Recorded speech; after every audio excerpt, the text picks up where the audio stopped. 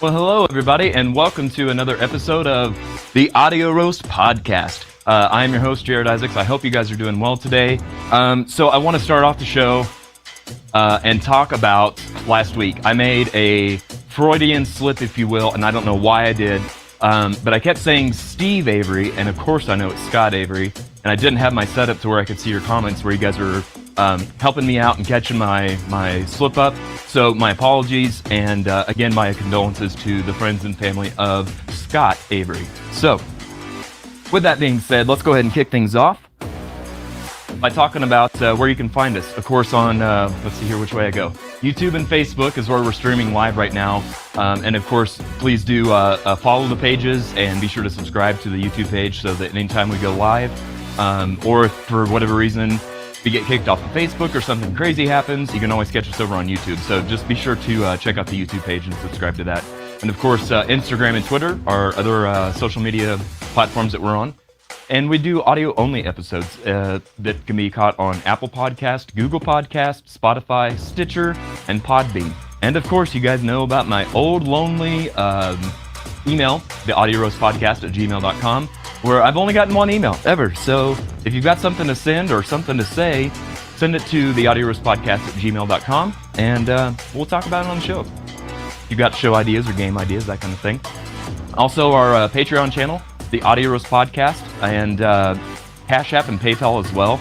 So do check those out if you would like to support the show and, kind of do, I don't want to say do your part, but just help out in doing our part as a community and helping bring each other together and that kind of thing. So with that being said, and our playlist.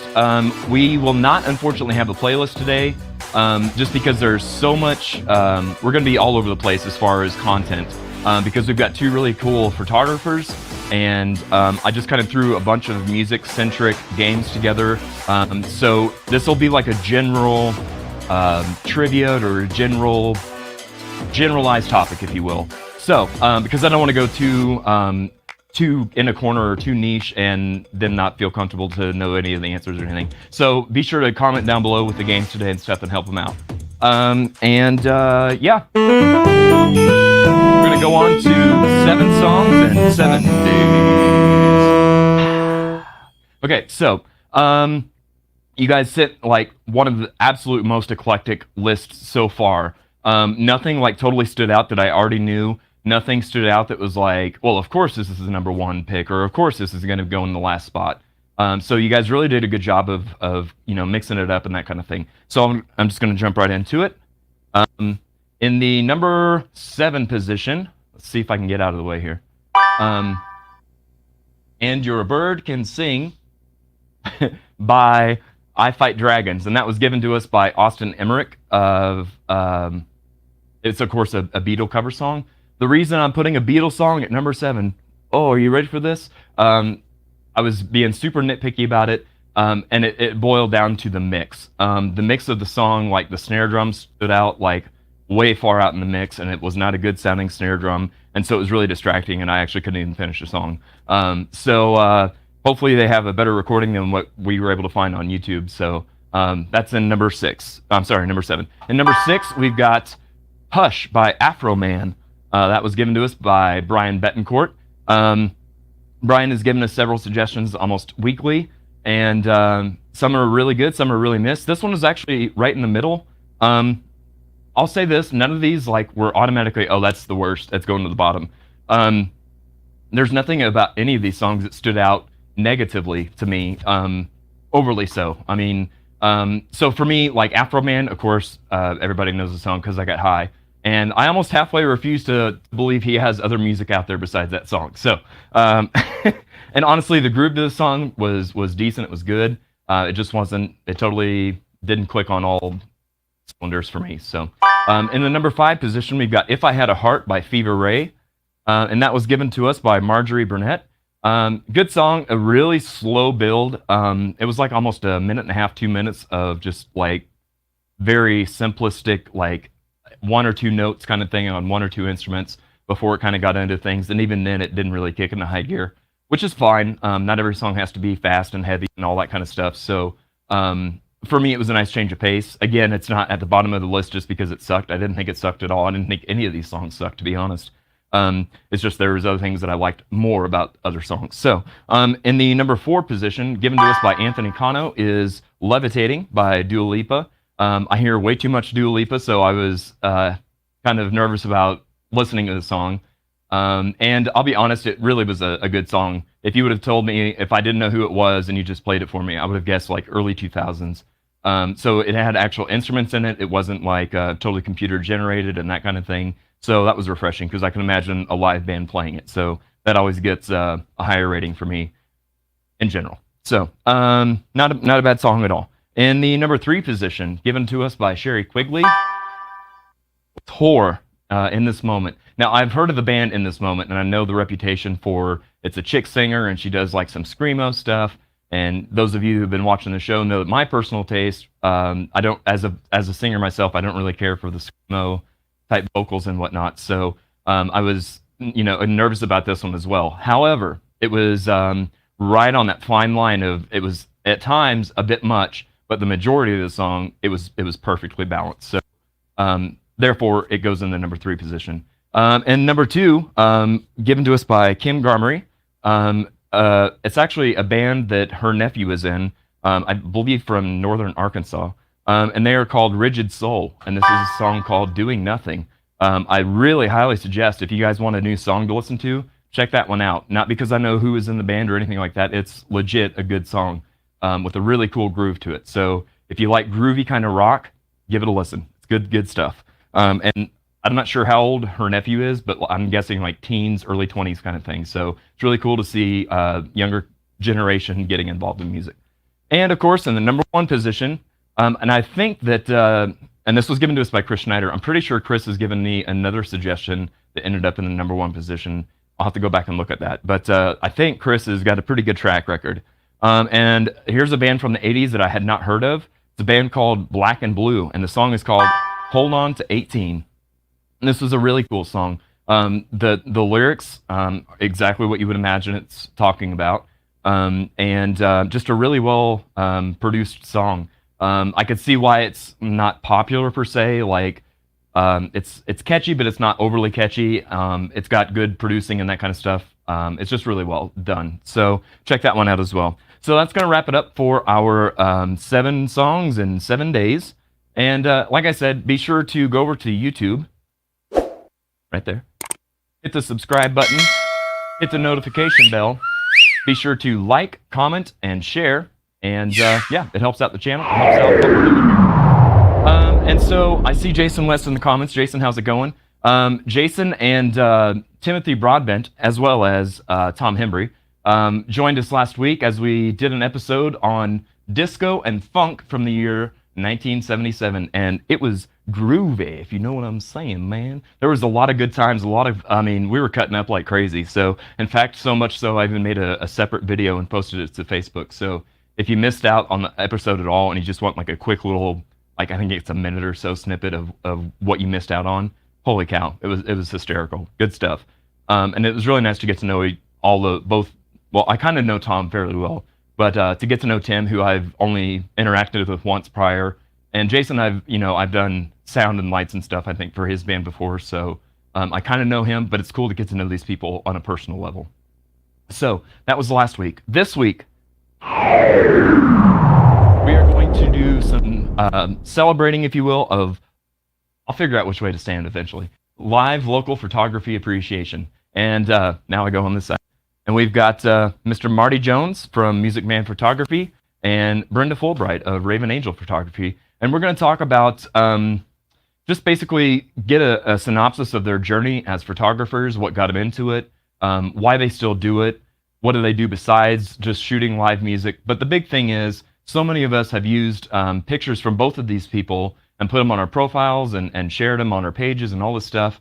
So it's kind of my way to help give back to them and to give them a bit of a showcase, if you will, for some of their work. So I've actually had both of them put together some photos and stuff, and we'll kind of go through a few of those and talk about why they're special to them and the kind of behind the scenes thing that we almost take for granted. The same as what if you don't play an instrument, there's a lot that goes into it that people don't understand. It's the same thing with photography or any other hobby, honestly. So that's what we're going to get into today.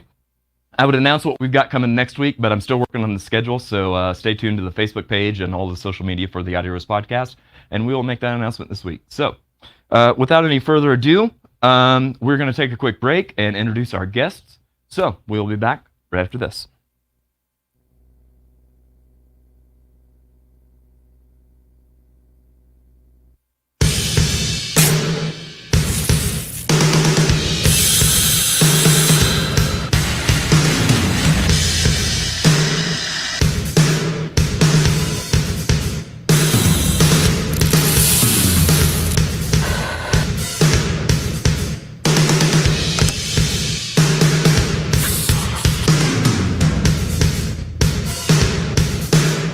Classic Rock Coffee. Our coffee rocks.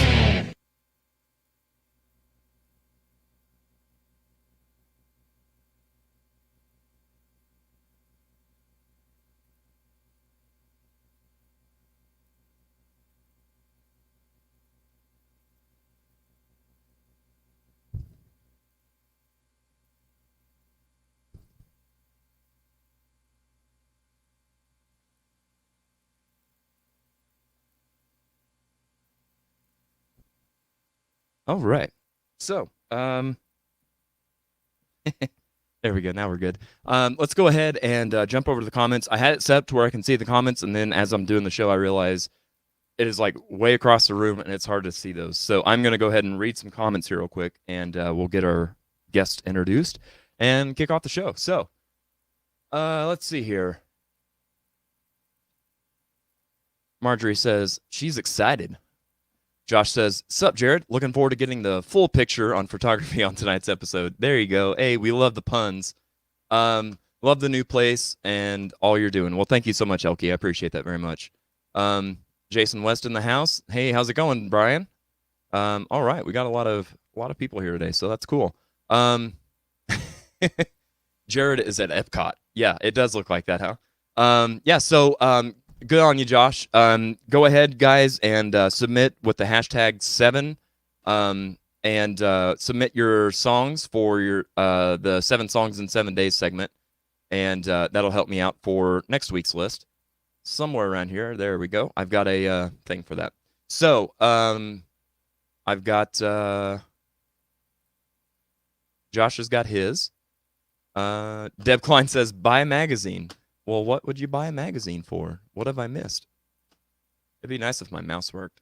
I feel like there's another podcast in town that complains about a mouse not working, so I'll try not to. If you know, you know. All right. Yeah. So we are going to go ahead and kick off the show, introduce our guests at this time. So let me fire everything back up here, and we will kick things off. All right. So you know him from... Oh, let me make sure.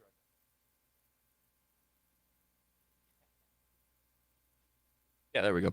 All right, so you know him from Music Man Photography, and you've probably seen him out a time or two, at least. So let's go ahead at this time and welcome Mr. Marty Jones to the show. How's it going? Good, doing well. You're around here somewhere, I think, if I could get the picture thing going. Let's see. Okay, well. Uh-huh. Yep. Nope. Try that one. Well, you're there. I could see you on the thing. I just can't see you on the thing. You know what I'm saying? Ruh-roh, Reggie. Basically. There you go. All right. I could see you now. You are here. Here you are. Yeah, thank you so much for joining us. I appreciate you being here, Marty. Oh, it's my pleasure. So, and here's the thing, too. I will go ahead and keep you off of the no pressure. Like, I know both of you guys have talked before we started the show, and, you know, I just want to say on the air, you have no reason to be nervous. Everything's going to be peachy keen. So, yeah. Now then, let's go ahead and go to our second guest and see if I can get this thing to work on this one. You know her from Raven Angel Photography. Please welcome at this time, Brenda Fulbright. Hello. How's it going, Brenda? Hey, there you go. You got some applause. All right. Well, thank you for joining us, Brenda. I appreciate you being here. Thanks for the invite. Well, absolutely. Absolutely. It's the least I could do. Like I said, I appreciate both of your guys' work and what you've done for the music community over the past several years. And so I just want to, showcase that and talk about it and play some games and have some fun. So we will go ahead and jump into some stuff. Let me scooch some stuff around here over on my desk. All right, so we're going to play a game. This is a game that we've only played a couple times, and before the show started, I was frantically looking around because, as you guys know, I just recently moved into this new studio here at Epcot, and so it's been kind of a struggle to find all the little bits and bobs of everything that it takes to make the show. And as I was getting ready to start the show today, I realized there was a little piece of something I forgot. So we're going to play a game, and this is a game called Head Squeeze, and I'm going to have to improvise because I forgot the little headband things that they wear. So here's that. Oh, that's not even the right game.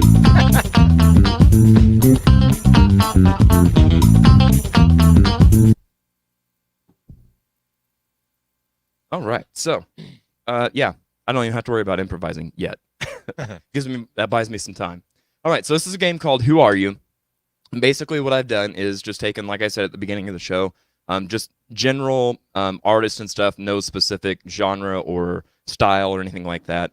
And so they've got their faces covered up, and I'm going to have you guys go back and forth and see if you can guess who it is based on just the rest of the picture and that kind of stuff. And, I assume you guys will make straight A's on this since you're both into photography. Pictures are kind of your thing, so, All right, so we'll get started here. Marty, I will let you go ahead and start first, so I'll reveal this and see if you can tell me who it is behind the logo is what I've changed it to. No idea. No idea, huh? Brenda, do you have any inklings on who this might be? Steven Tyler. That's a guess. That's a guess. But you didn't say if it had to be a good guess. True. I mean, that's fair. Real quick, I want to jump back over here to the comments because there's some fun stuff happening. Yes. So Mike McCorder here with us. How's it going, Mike? Good to see you, buddy. Not much to shoot these days. Yes, that is correct. Not much to shoot and not much to play. So yeah. Kim says, #7 Forward Momentum by Dark Tranquility. That's from Scott. Okay. Sherry says, Elkie, did I miss something? Yeah, I'm not sure. Possibly. Brian Betancourt says, sup, Marty? Sup? And, come on. Oh, come on. There we go. Mike says, haven't seen Brenda Fulbright in a while. Good to see you. Hey, Mike. Mike's a good dude. Mike and I, it was kind of funny, to be honest with you, our relationship on Facebook. And I'll say this word, but I use it loosely because I know it was tongue-in-cheek on his end. But he used to troll me in my pictures that I would post whenever I would do shows with Sunset Productions and light bands and stuff.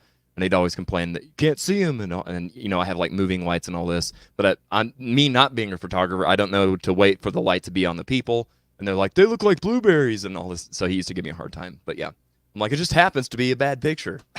I'm not a photographer, and I've never claimed to be. Well, I got one up on you. I've known Mike since he was about 6. Oh, really? Yeah. Wow. Did you guys go to school together, or how do you know each other? Yes, his family came to my dad's church. So. Gotcha.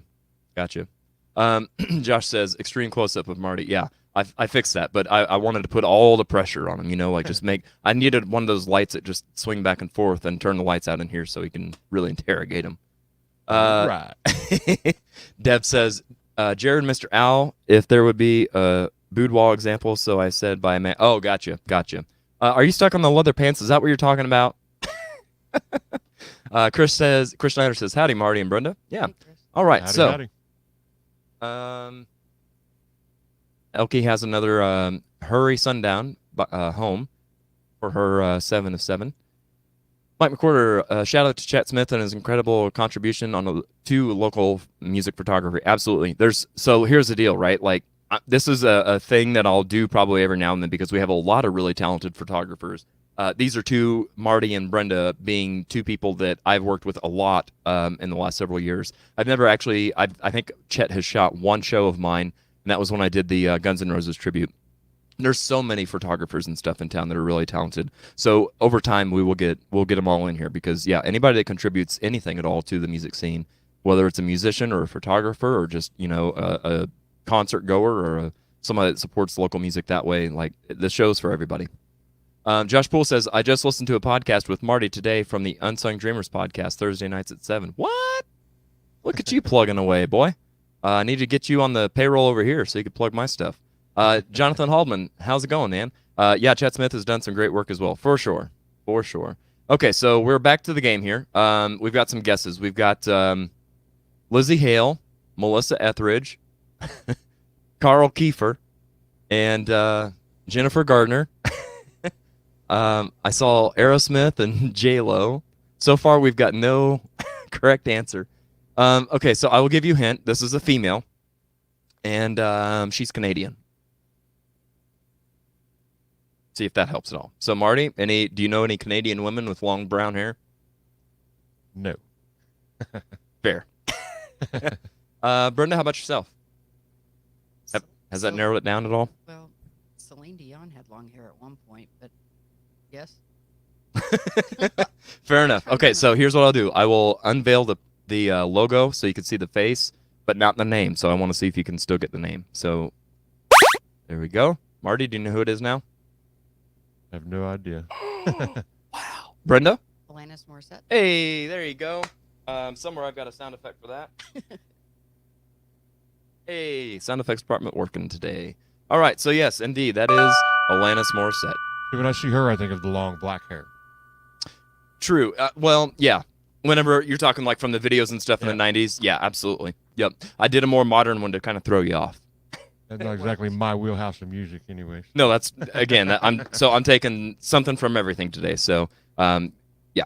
By the way, I'm sipping on this coffee here. Let me show this again. This coffee from Classic Rock Coffee, and I actually went ahead and got a Smashing Pumpkin today. That's why I put it at the beginning of the show, and it is really good. Let me tell you, I am addicted to Starbucks pumpkin spice lattes. I actually really like that probably a lot more better. Yeah. That's what we do on the show is good English. It's got all the like pumpkin-y spices and stuff right on top, so you get a lot more of that pumpkin flavor. It's really good. Check it out. Okay, so Brenda, we'll try another one with you. Let's see if you can guess who this is. Robert Palmer. Robert Palmer? Mm-hmm. Okay. Marty, do you have a guess as well? Robert Plant. Hey, there you go. I knew Led Zeppelin, and I was like, I knew that you knew it. You just had the wrong name. Yeah, that's why I knew when she said that. I'm like, oh, I bet she didn't mean to say that. Yep. No, I was he hoping. didn't. Well, what's funny is we had people guessing that the last one was Steven Tyler or some kind of man. So I almost said, well, this could be a woman, but then I see a nip slip right down there, and, maybe not. Very hairy chest, too. Well, the whole Steven Tyler thing, dude looks like a lady. So There you go. Yeah. Yep. Good job, guys. Robert Plant, yeah. Al says, Jared, you ought to know. All right, Marty. Let's see if you can guess who this is. well, I'd have to go with Trump. Okay.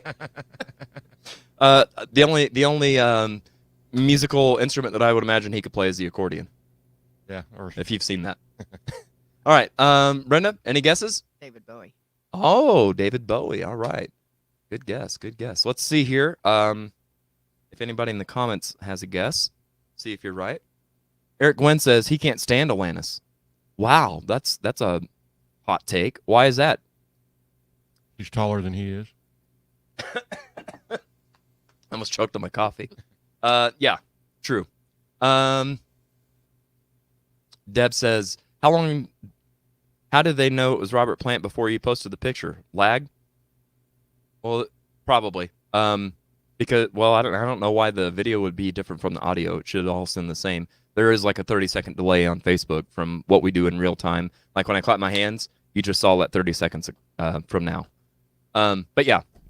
So Jason says, if Jared reaches in to get him some coffee, duck under the table. It's not safe. Let me tell you, Jason, we've done some rearranging because of the mishap last week. So coffee's not even on that table. I've got a whole new cart that it's on, and it's peachy keen.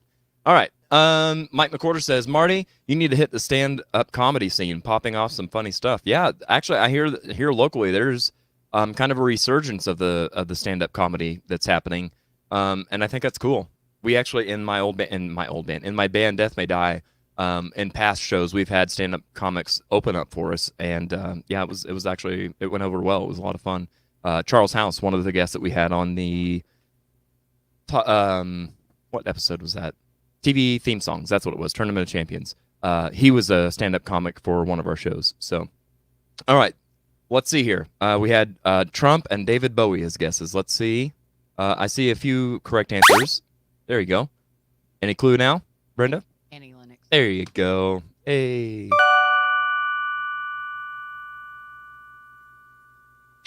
20 minutes later. All right. Marty, see if you know who this guy is. I'm assuming it's a guy, by the way.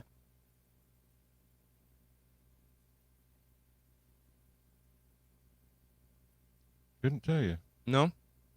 I'm trying to see if there's anything in that picture, too, that's kind of telling. And I'm not seeing anything necessarily. Brenda, do you have any idea? Wembley. What's that? It looks like it was maybe shot in Wembley Stadium. So I'm guessing probably one of the Beatles, but I'm going to guess Paul McCartney? Mhm. Okay. Make sure you're in your mic, too, by the way. Sorry. It's all right. There you go. It's kind of cutting in and out. No. So I'll remove the logo here and see if we can guess who it is by their face. Marty? Like Neil Young. All right. Let's see if it's Neil Young. Outcast. That's wrong. It is Neil Young. That would be the graphics department and a total fail live on air. Let's see how many more of these we've got. I'm sure they'll all be wrong from here on out. So stuff happens. Okay, so Brenda, any idea who this blonde chick is? Stevie Nicks. Stevie Nicks. All right. Marty, any guesses? Oh yeah, I had it, but then it's gone. Okay. I will tell you that this is somebody that was popular in the 90s. Maybe the early 2000s as well, I guess. But yeah.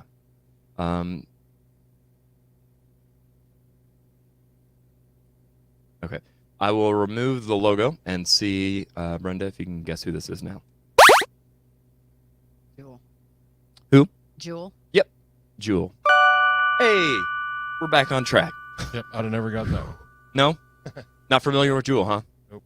Fair. Not at all. You should do some homework on her. She's good. She may not be your thing though. So, and we'll get into that. We'll figure out what your thing is. I'm an 80s child. Are you? Yep, same. Fair. All right. We had a Stevie guess. All right, 2 Stevie guesses. Next up, Marty. See if you can guess who this is. You know, I could probably get these if I was just at home looking through stuff and seen them. Of course. But being under pressure, you can think about it, and then it's gone. That's exactly what Sherry Quigley just said last week on the show. She was like, when you're at home answering, like, it's easy to get them right. But whenever you're there, like, in the hot seat, nothing comes to you. So, yeah. I would almost do a Roger Waters. Roger Waters, okay, from Pink Floyd. And Brenda, any guesses? Okay, just a quick question. Are you hitting all genres? Oh, yeah. Okay, Luke Bryan. Oh, Luke Bryan, huh? I don't know. Al Hutchins says, Tony Danza. Hey, no. Yes, Jonathan Haldeman says the guitar gives it away. For those of you guitar players, you would know that. However, it's not his like go-to pattern. I had to search for one that didn't have that. So, that of course, Dev Klein says, Jeff Ward? No. Eddie Van Halen. There you go. Indeed. Eddie Van Halen. Knew it as soon as you said you changed the guitar. Yep, there you go. Yep. If I had the red with the white and black stripes, you would have known immediately. So yeah, and you know, of course, this week has been an absolute crazy week. I talked to somebody this week about, hey, what are you gonna do on the show for Eddie? And I was like, man, I got to be honest. Like, I don't know how to say this and not sound insensitive, because I am sensitive to it. I hate the fact that he's passed away. I hate the fact that so many people have passed away. But good Lord, like every week it seems like I'm doing a eulogy or an obituary for somebody. These are crazy times, man. So, of course, you know, it sucks that Eddie's gone, and our condolences to his family and all of his fans. We're all missing him. So I see John Cougar Mellencamp as another guest. That would have been a good guess. So, all right. We are going to take a quick little break and come back and play a little game. Actually, we're going to take a break and we'll get to talk to Marty Jones. So hold tight and we'll be back in just a second. That Roger Waters.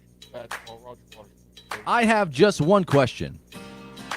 Have you thought about being a guest on the show? We are currently seeking music lovers of all kinds to join in on our fun. If you're interested in being a guest, or if you just have questions, comments, or suggestions, you can message us on Facebook or email us at theaudioroastpodcast@gmail.com. You can also submit any topics you'd like to hear discussed.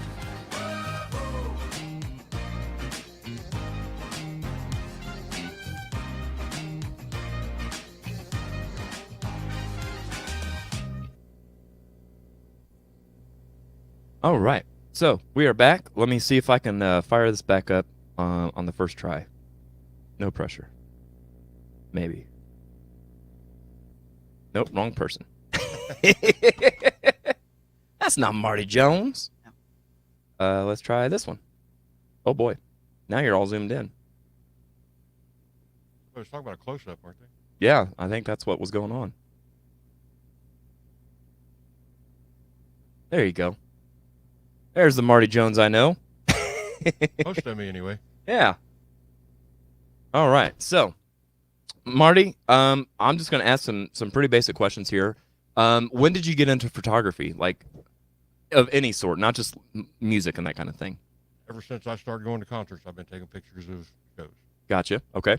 And when and where was your first concert? November 17th, 1982, right in Bon Jovi, Hammond Student Center. How's that? Holy cow! I wasn't ready for that much detail.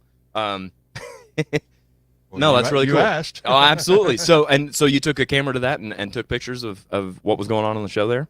No, but it was after that, after that I started reading like Metal Edge magazine and Hit Parade. I'm like, that's some really cool stuff. I should do that when I go to shows.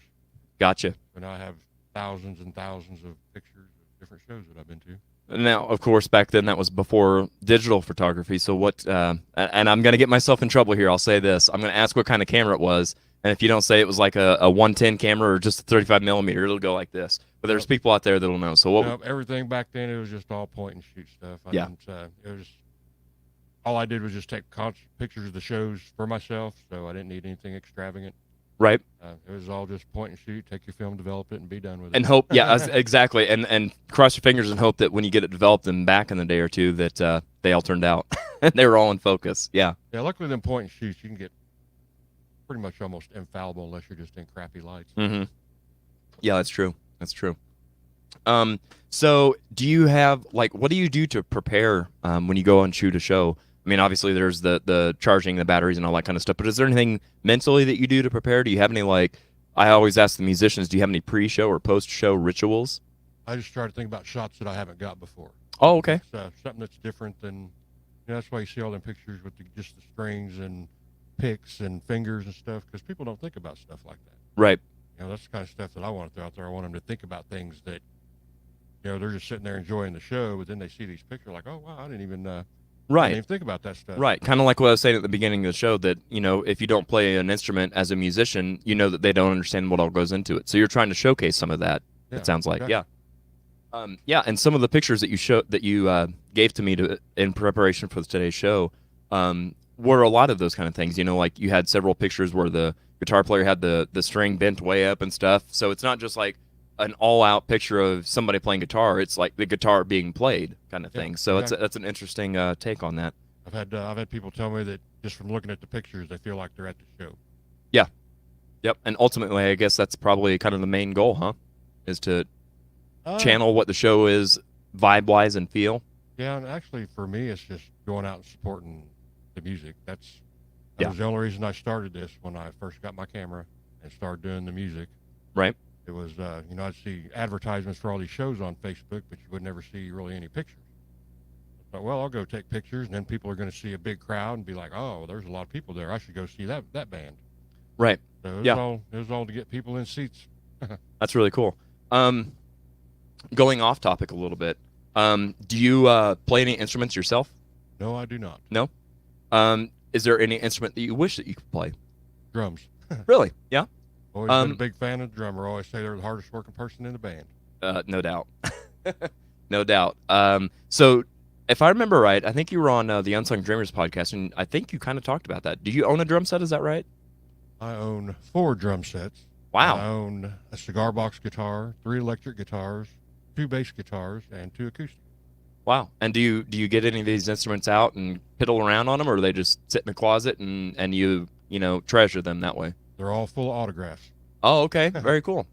Very cool. I got an acoustic guitar that's got everybody from Nathan Bryce to Jamie to Joe Bonamassa.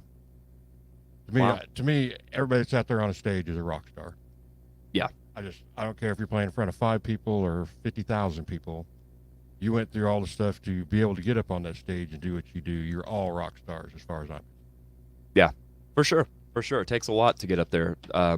As far as practice and guts, it does. So, Tiki Man Guitar Pickups and Service says hello. Howdy, howdy. Dev Klein, before I fix the camera, said, I can see up your nose, Marty. Good. Let's see here. Mike says, I shot photos from Rat and Bon Jovi and had the pics and negatives stolen. Wow. What year would that have been, Mike? That would have sucked. And then Tiki Man says he was at that concert. At the Springfield show. I used to sneak a disc camera in my pants. I thought you were just happy to see the band. Dave Kleins, hey, how's it going? He says, I'm here, man. Cool, I'm glad that alarm system worked for you. I told he missed out last week, and I said, set an alarm, you'll never miss it. So yeah. Again, with the hard-hitting, off-topic questions, Marty, we've got to ask the age-old question. What is your favorite flavor of Pop-Tarts? I don't like Pop-Tarts. Attaboy. Now, if you were starving and there was no other food in sight, and all you had were several to choose from, if you had to go to one, what do you think it would go to? Chocolate. Chocolate? Something chocolate? All right. Fair enough. I seem to have a problem with chocolate. Oh, yeah? So when you go out and do photography for live bands and stuff, you just like what I'm saying that I'm doing for the show today, like there's a plethora of different styles and genres and stuff.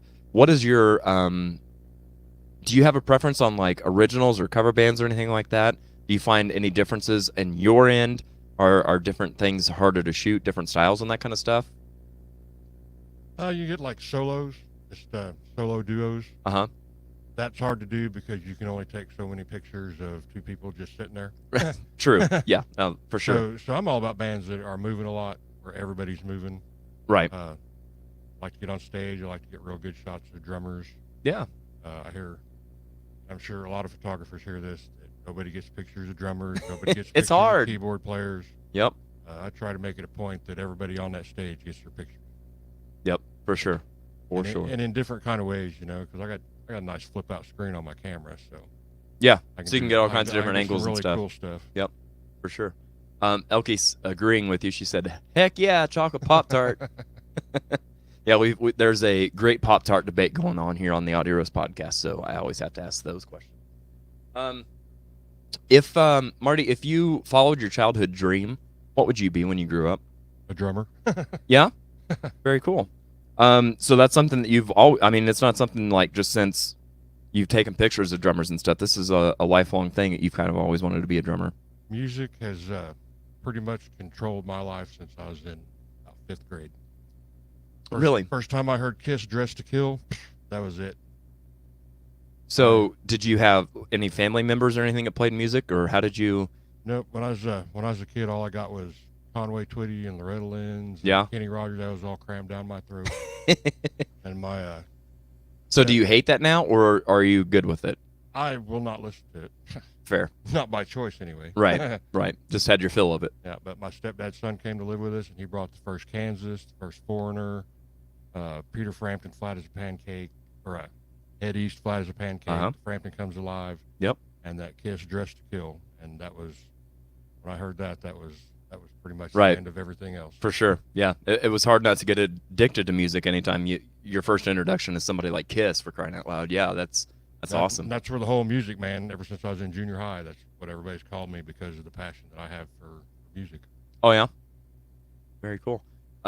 Jason West says, Kiss was the first album I ever bought at 10 years old. Yeah. Yeah, Kiss was a introduction to a lot of people into the rock genre. So, yeah.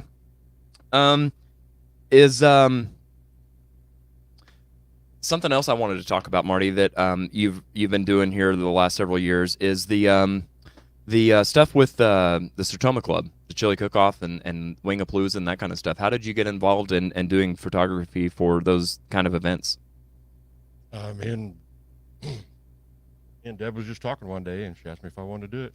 Oh, really? I'm like, hell, anything to get out there and help, I'm all about. I mean, I'm all about doing any kind of benefits or Sure. anything like that. I do a lot of photography for the Blues Society. Catch all their pictures for them at all their shows that I can get to. Yeah. There's so much stuff, and all this 2020 the way it is, it's hard to get out and do what you used to do. It is, yeah. Do you find it hard, like, to keep fresh on your, like, is it anything like, I don't know, with blah, blah, blah, I'll be able to talk eventually, lifting weights and that kind of stuff? Like, if you don't do it, you're not able to lift as much. Like, do you find that you get rusty on certain things if you're not constantly doing it, or have you been doing it long enough that it doesn't really matter too much? It doesn't really matter to me, but I don't ever stop. I mean, if I walk outside to smoke a cigarette at night and the moon's out, I'll go in and grab my stuff and start taking pictures of the moon. Yeah. Yep. Very cool. So what's the biggest, is like the Sertoma stuff with Chili Cook-Off, Wingapalooza, that kind of thing, is that like the biggest crowds that you've done, or the biggest shows, I should say? I will say the biggest crowd. It's I'm the only photographer allowed on stage at any of those events. Gotcha. So I don't really get up there because, people don't come there to see me. Right. But it's nice to be able to stand on the side of that stage and catch the back shot of the band with 2,000 or 3,000 people sitting out there. Right. That's a pretty good gig. I like doing that stuff. Yep, for sure. Marjorie says, Marty, you're so soft-spoken. Yeah, and by the way, if you say that and you're meaning that you can't hear them, I did turn them up for you guys, so we'll see if that helps. But yeah, no, that's the thing. Like, you see all these pictures and stuff, but the man behind the camera you are a soft-spoken kind of guy. Like, you're just very, I don't want to say introverted, but you prefer like your voice to be heard through your pictures and through your art. So that's kind of an interesting thing too. Al Hutches, by the way, #7 Nathaniel Radcliffe and the Night Sweats, SOB. I never heard of that, so I'll put that on the list. Yeah, so when did you start like local band photography and stuff like that here in the Springfield area, Marty? Like, obviously, like you said, you would go to like big concerts and that kind of thing and do pictures, but when did you translate into local? It was around 2013. The first. Well, that's a gap. Yeah, the first event that I did was one of the big blues festivals that they had at the fairgrounds. I'd gotten hooked up going to different blues picnics and stuff like that, and I got in with them, and they gave me a pass and asked me if I wanted to come do it, and I've done every one of them that they've had since. Gotcha. Yeah. They've dubbed me the official photographer of the Blues Society of the Ozarks. Really? Very cool. And of course, Mitch Brashears was on a few weeks ago from Springfield Music, and he's on the board for the Blues Society. So that's really cool to see how many people are involved with that. I'm not really familiar with it, so I'm looking forward to learning a lot more about it. Marjorie says, he's chill. Elke says, Marty Jones, I agree. Backdrop of all the people at Sertoma, for sure. Joe Bridges, how's it going, man? Marty has an eye like none other. His love for music shows in his photos. Yeah, honestly, there's Marty for sure, but there's a lot of photographers in Springfield that aren't even on the show today. Same kind of thing. There's a lot of talented photographers, just like there are a lot of talented musicians. So it's really cool to have two of them on the show today to be able to showcase and talk about. So, Marty, we will come back to you here in a little bit, and we'll discuss some of the pictures and stuff that you gave me to prepare for the show. And we'll kind of get a sneak peek into like what you see in your work and that kind of thing. And you had a really cool story about a couple of them, so we'll get back into that. Josh Poole says, Marty, not soft-spoken musicians are just loud and obnoxious and need to lower the gain level. That's so accurate. That is so accurate. Yeah, Marty's just a normal dude. We're the loud mouths. All right. So we're going to go ahead now and play our game that I'm somewhat prepared for and somewhat not prepared for. So let me go back over to this, and we'll play another game here.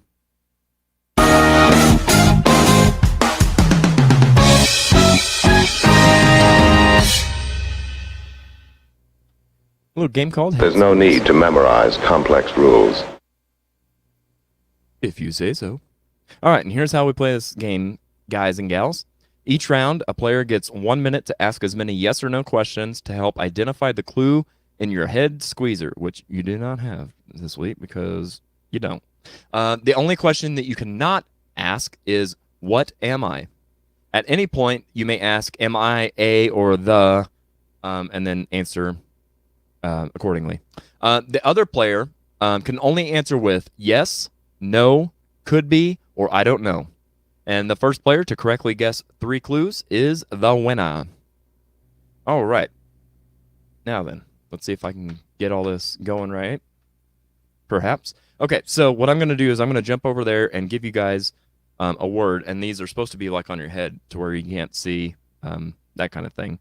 But, you know, like I said, in all this moving and stuff, I've misplaced my headbands, so I will find those before we play this game again.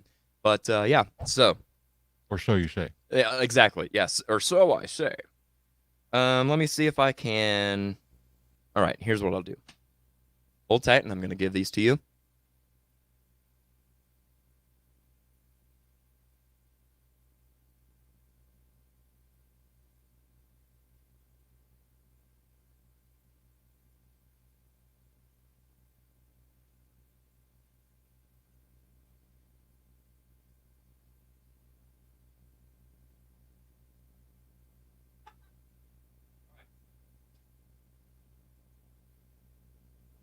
Don't look at those.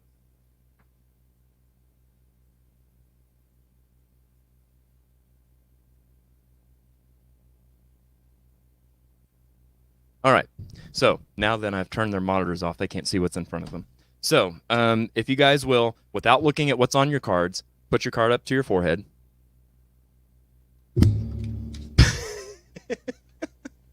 Marty, first of all, are you okay? Oh, yeah. Okay. Now, Marty, flip your card around because you've got it backwards. There you go. Perfect. All right. Now then, those at home can see what... Oh, let me turn that off. And let me turn this off. So many things. So many things. All right. Now then, we're able to see what their words are. So, Brenda, let's see if you can guess what is on your head by asking Marty for clues. So, in this game, these are all going to be terms associated with photography. So, that'll kind of get you in the ballpark. And then, yeah, go ahead and Brenda, ask any kind of question that can be answered with yes, no, I don't know, or something. I already forgot. Oh, and bring your microphone to you. There you go. Do I provide power? No. Do I give off light? Yes. And I just drew a blanket. Oh, am I a flash? Yes. Yes, good job. Hey. There, I was going to say, 20 seconds later, there should be a sound effect there. Yes, indeed, flash. All right, so Marty, go ahead and see if you can get what's on your head. Is it attached to a camera? Yes. Well, you had flash, so this must be a lens. Yeah. Oh, man. Only two Oh. things that attach to a camera. Yeah, well, I mean, that's, well, what are the 2 things? Flash and a lens. Uh-uh. And 3, and a battery grip. Well, battery 4. Some cameras have straps. straps. Ah. Leave it to me to think of a strap on. Oh, boy. All right. Oh, yeah, I went there. Okay, hold tight. I was thinking it, but I thought, nah. Nah. Okay, so 3 functions, functional items that attach to a camera. Strap can be a wrist strap or neck strap, True. not necessarily a function. Oh, yeah, that was could be. Yes, no, could be, or I don't know. Those are the 4 options for us. I had to remind myself. It's been a minute since we played this game. All right, so I'm going to come over there, and by the way, it is a tie game, 2-2. So we'll try another round here.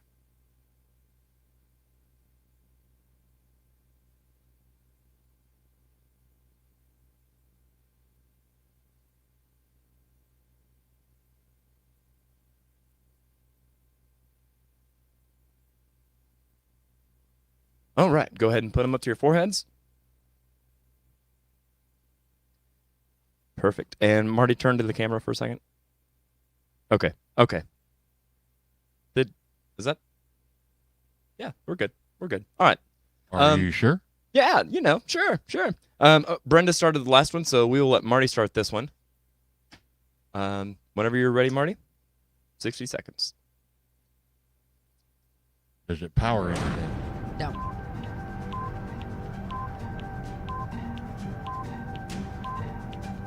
Does it take the picture?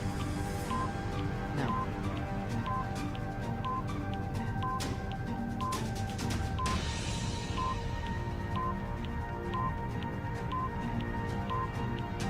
Does it hold a battery? No. This one's a tricky one. Yeah, it is. Well, then I would have no clue. Oh, come on now.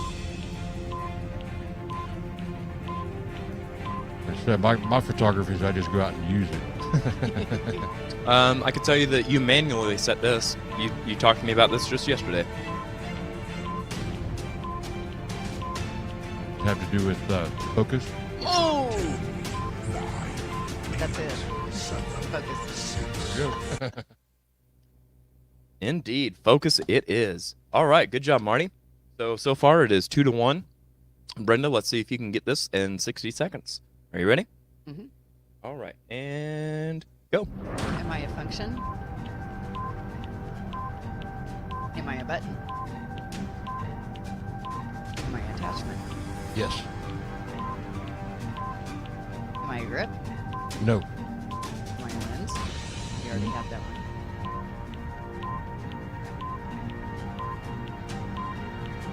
Am I a softball? No. Do I provide light?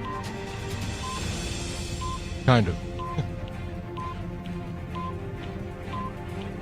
I a reflector? No. Am I a mirror? No. Yeah, lots.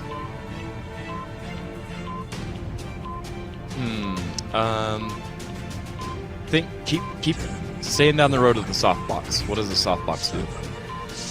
Right slide. What? How? Okay. Think Instagram. Am I a filter? Hey. A filter. Okay. I had to use kid terms. I don't. And I say kid terms loosely because I don't use Instagram very much, or very well, I should say. I don't use filters, so. Well, there you go. When you went with the light, I wanted to say close.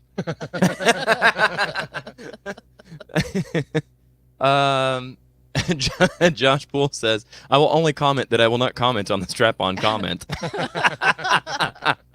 Good stuff.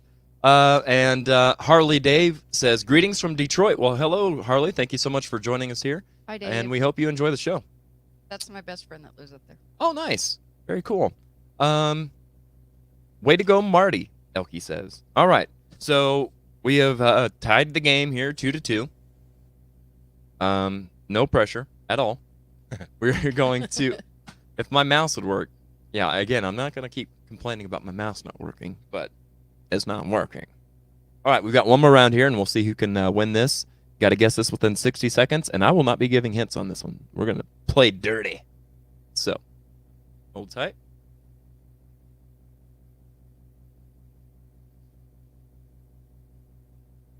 After the whole strap-on thing, I don't think I want to ask if it's an attachment.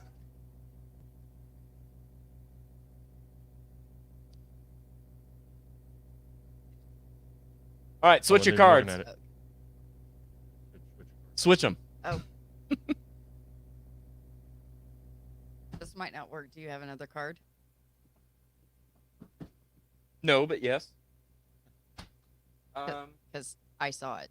Oh, gotcha. Show me which one you saw. Damn, that was a good one too. Okay, I will make a new one. No pressure. Let's see how good I can do. How good I can make a game right here on air. Okay. See, now here's the thing. I want to try and keep it one word, but I may not. I'm not going to. I'm gonna double down on the hard.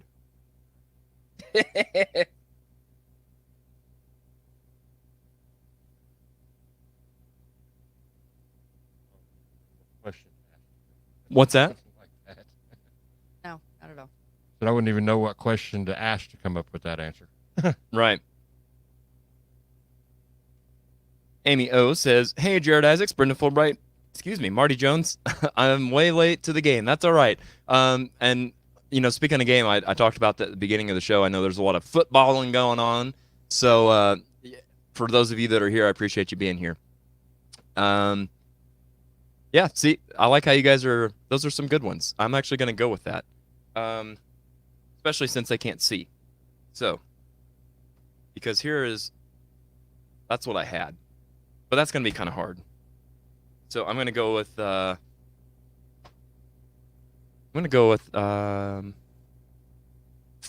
Josh Poole's answer right there. What was that? Well, that's for you to figure out, my boy. No, actually, it'll be for me to figure out. Oh, okay. Well, there you go. All right. Hold tight.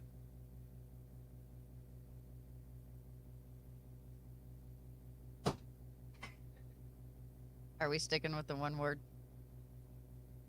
This is not one word. This is still a 2-word. All right. Marty, show the people at home what your. There we go. All right, we got it. And I think it was Brenda's turn to start. So go ahead, Brenda, whenever you're ready. Am I a function? Yes.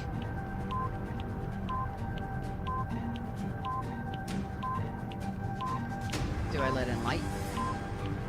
Yes. F-stop? Yes. Hey! F-stop it is. All right, so Marty, all we can do is tie up the game here as long as you can get this right. So are you ready, sir?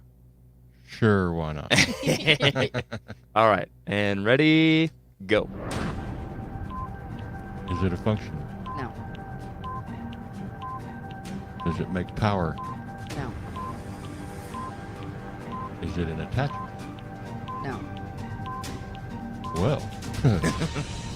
Now, to back up to your first one, it's not an actual function, but I mean, you're giving them hints to tie the game up. okay. You could just win the game. Well, I know, but, Hey, we stick together, man. What's up? yes. Right, right. We Fair prefer enough. being Go behind ahead. the camera. Yeah, there you go. Does it control anything? Sort of. Maybe. I would be willing to take the loss just because I'm a nice guy. And I'm Oh, well, okay. Before you do, Brenda, go ahead and finish your thought that I interrupted. But I was going to say there's something we can do before shooting. focus. Yeah, but you bring the picture into Oh, zoom. Oh. frame. Wah, wah, wah. Where's my wah wah? Kind of hard to. Darn it. Oh well. That was a good game. That was a close game. Mm-hmm. All right. Hold tight. Let me reorganize the studio.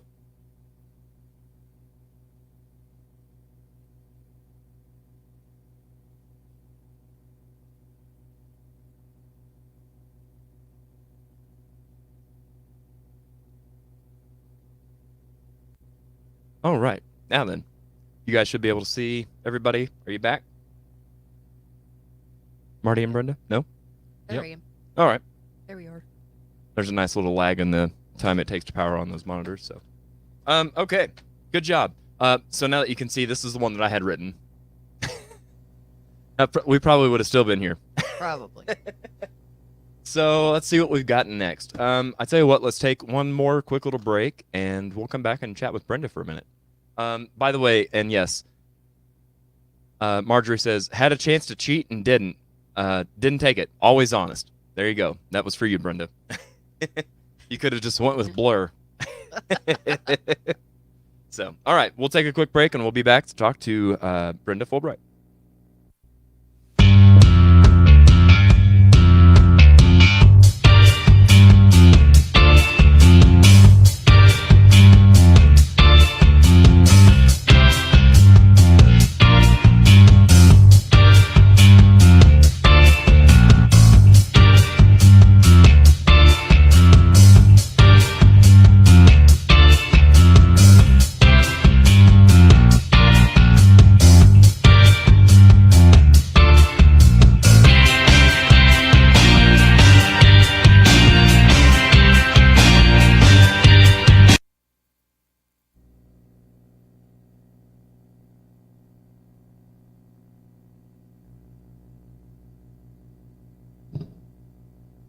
Hey, got it right. All right.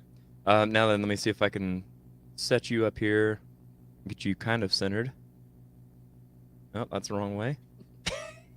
There we go. Still the wrong way. Good enough. All right. I'm short. Yeah, that's all right. I look like a giant over here at Epcot. Say hi to Mickey. There you go. Gosh. I'm just trying to push all the buttons. All right, so now then, let's get down to the nitty gritty. Brenda, when did you get into photography? 2013. 2013? Yep. All right. And what was it that got you into photography? Was it live music or was it something different? It's live music. Yeah? Yep. Very It was a group called Ride Shy. Ride Shy, yeah, of course, with me old pal Mike Cruz on keyboards, who was a keyboard player for Sunset Strip and Rat Poison and all that kind of stuff. There's a lot of really talented musicians in Ride Shy. So, Very much so. yeah. So Ride Shy was kind of your intro into like local photography with live music and stuff. Were you like Marty? Did you take pictures at other concerts and stuff prior to like a local level? No, I was a preacher's kid. I wasn't allowed to go to concerts. Oh, really? My first concert was in 1986. It was Doggett and Loverboy. And I was sitting in seat PP 22, nosebleeds in PP? Hammond Student Center. Yeah. But yeah, I was in the nosebleeds. So was this like a sneak out of the house and that kind of thing to go to the show? I was 18 at that point. I didn't have Oh, to sneak okay. out, Okay. but yeah. Gotcha. Otherwise, yes, it would have been. Right, for sure. And what was it that made you? I mean, did you just go to a local show and think, "Man, this is really cool. I'd like to be able to take a picture and That was part make of it last longer." Yeah, that was part of it. Part of it is I had gotten a hold of an old Rolling Stone and I was flipping through it and saw some of the pictures. I was like, I want to do that. Gotcha. So So- it wasn't even just what you saw live; it was the pictures of live performances that kind of got you. Yeah. There you go, Elkie. Coffee break. So one of the things that I want to talk to both of you guys about, and I'll go back to Marty and discuss this as well. Actually, I'll wait until you're both there. Well, let's get all the hard stuff out of the way. What Okay. Pop-Tarts for you? What's your favorite flavor? Blueberry. Hey, all right. Somebody on Team Berry. Okay, now if photography wasn't a thing for you, and if you were to follow your childhood dream, what would you be when you grew up? A lawyer. A lawyer. Wow, that's a little bit different from photography, huh? Yep. Very cool. Just a bit. So, what was it that made you not go down that path? Any idea? School? Yeah. The amount of school that's required for lawyers. Yep. And For sure. ended up getting married the first time fairly young. Gotcha. Yep. Putting in the cards. So, yep, life happens, right? it's, Very much so. it's the way it is. So, how about yourself? Do you have anything before you do a shoot, whether it's live music or whatever? Is there anything that you do to prep for the show, like a pre-show or post-show ritual or anything? Well, when I was shooting the Sunset Strip shows, Mhm. I had managed to get my hands on a lot of your set lists, and so I had a playlist, and I would put in my headphones, and while I was getting ready, I'd be listening to the songs that I knew that you were going to be Oh, performing really? that night. Yes. I never knew that. Huh? That's really Yeah. cool. And like if I'm going to a Saint show, I just listen to 80s stuff. Yeah. Not necessarily they do a lot of the same stuff that Sunset Strip did, so I Mhm. can do, I could pretty much listen to the same. Right. Same thing. Yep. But actually, in my phone, it's labeled Sunset Strip playlist. Nice. So Very cool. That's awesome. She says can't hear Oh. Brenda. Okay, well I will turn Brenda up in your. There we go. We'll try that. We've got. okay. I think Josh Poole said it best. It's not that they're quiet; they're just not musicians. So Nope. they're not big loudmouths like myself. So we've got that taken care of. Okay. What else? And again, this is another one that I forgot to ask Marty, and I know that there is more to this with him as well. What else do you do besides shooting live local music? I am a caregiver 24/7 and a babysitter 50 hours a week. Wow. Okay. I take care of my mom. Okay, gotcha. So yes, that is for sure a full-time position. I've known other people, like my mom took care of my grandma and stuff, and that is a big time. That's a full-time job. And it keeps me from getting out a lot. I haven't really been out much in the past couple of years. The couple of times that I have been, it's because you've called me and said, "Hey." Right. Yep. So Come on out. I miss your face. Yes. Yeah, for sure. What other things do you shoot besides live music? I like nature. Yeah? I think Getting that's out. something that you and Marty both have in common. Both Yeah. of you guys like to step outside and just take pictures. Yeah, Ritter Springs is probably one of my favorite places to shoot. Oh, really? The other one is Nathaniel Green. Very nice. Yeah, both really beautiful places for sure. Mhm. See these comments. Okay, there we go. For you, what are some of the challenges in shooting live music? Like, do you find a difference between different genres or different, whether it's a cover band or an original music? Like, does that matter to you in photography? Does that translate? Not really in so much in photography, but if I'm listening to an original band, Mhm. I tend to want to listen to the music more, so I tend to put my camera down. Right. But with Sunset Strip, it was easy because I knew all the songs. I'd seen you all enough times. Yep. And so it was just, it's fun because I like to get up and move around. Now, unlike Marty, I won't get up on the stage unless I have to double check because, like you said, drummers never get any, Yes. they get very little coverage. And even when you can, you're shooting around people and through drums or cymbals. And those cymbals are always right at head height, right? Yes, Yeah. they are. It's a And nightmare. I'm not a tall person, so it's Yep. the times that you let me come up on stage. It was probably the best thing ever. Yeah, for sure. It's cool to have that perspective too, not just of the fan that's down on the floor, sort of say, but to be able to get shots as if you were a member of the band or a Right. fly on the wall kind of thing. Exactly. Yep. Exactly. Yeah.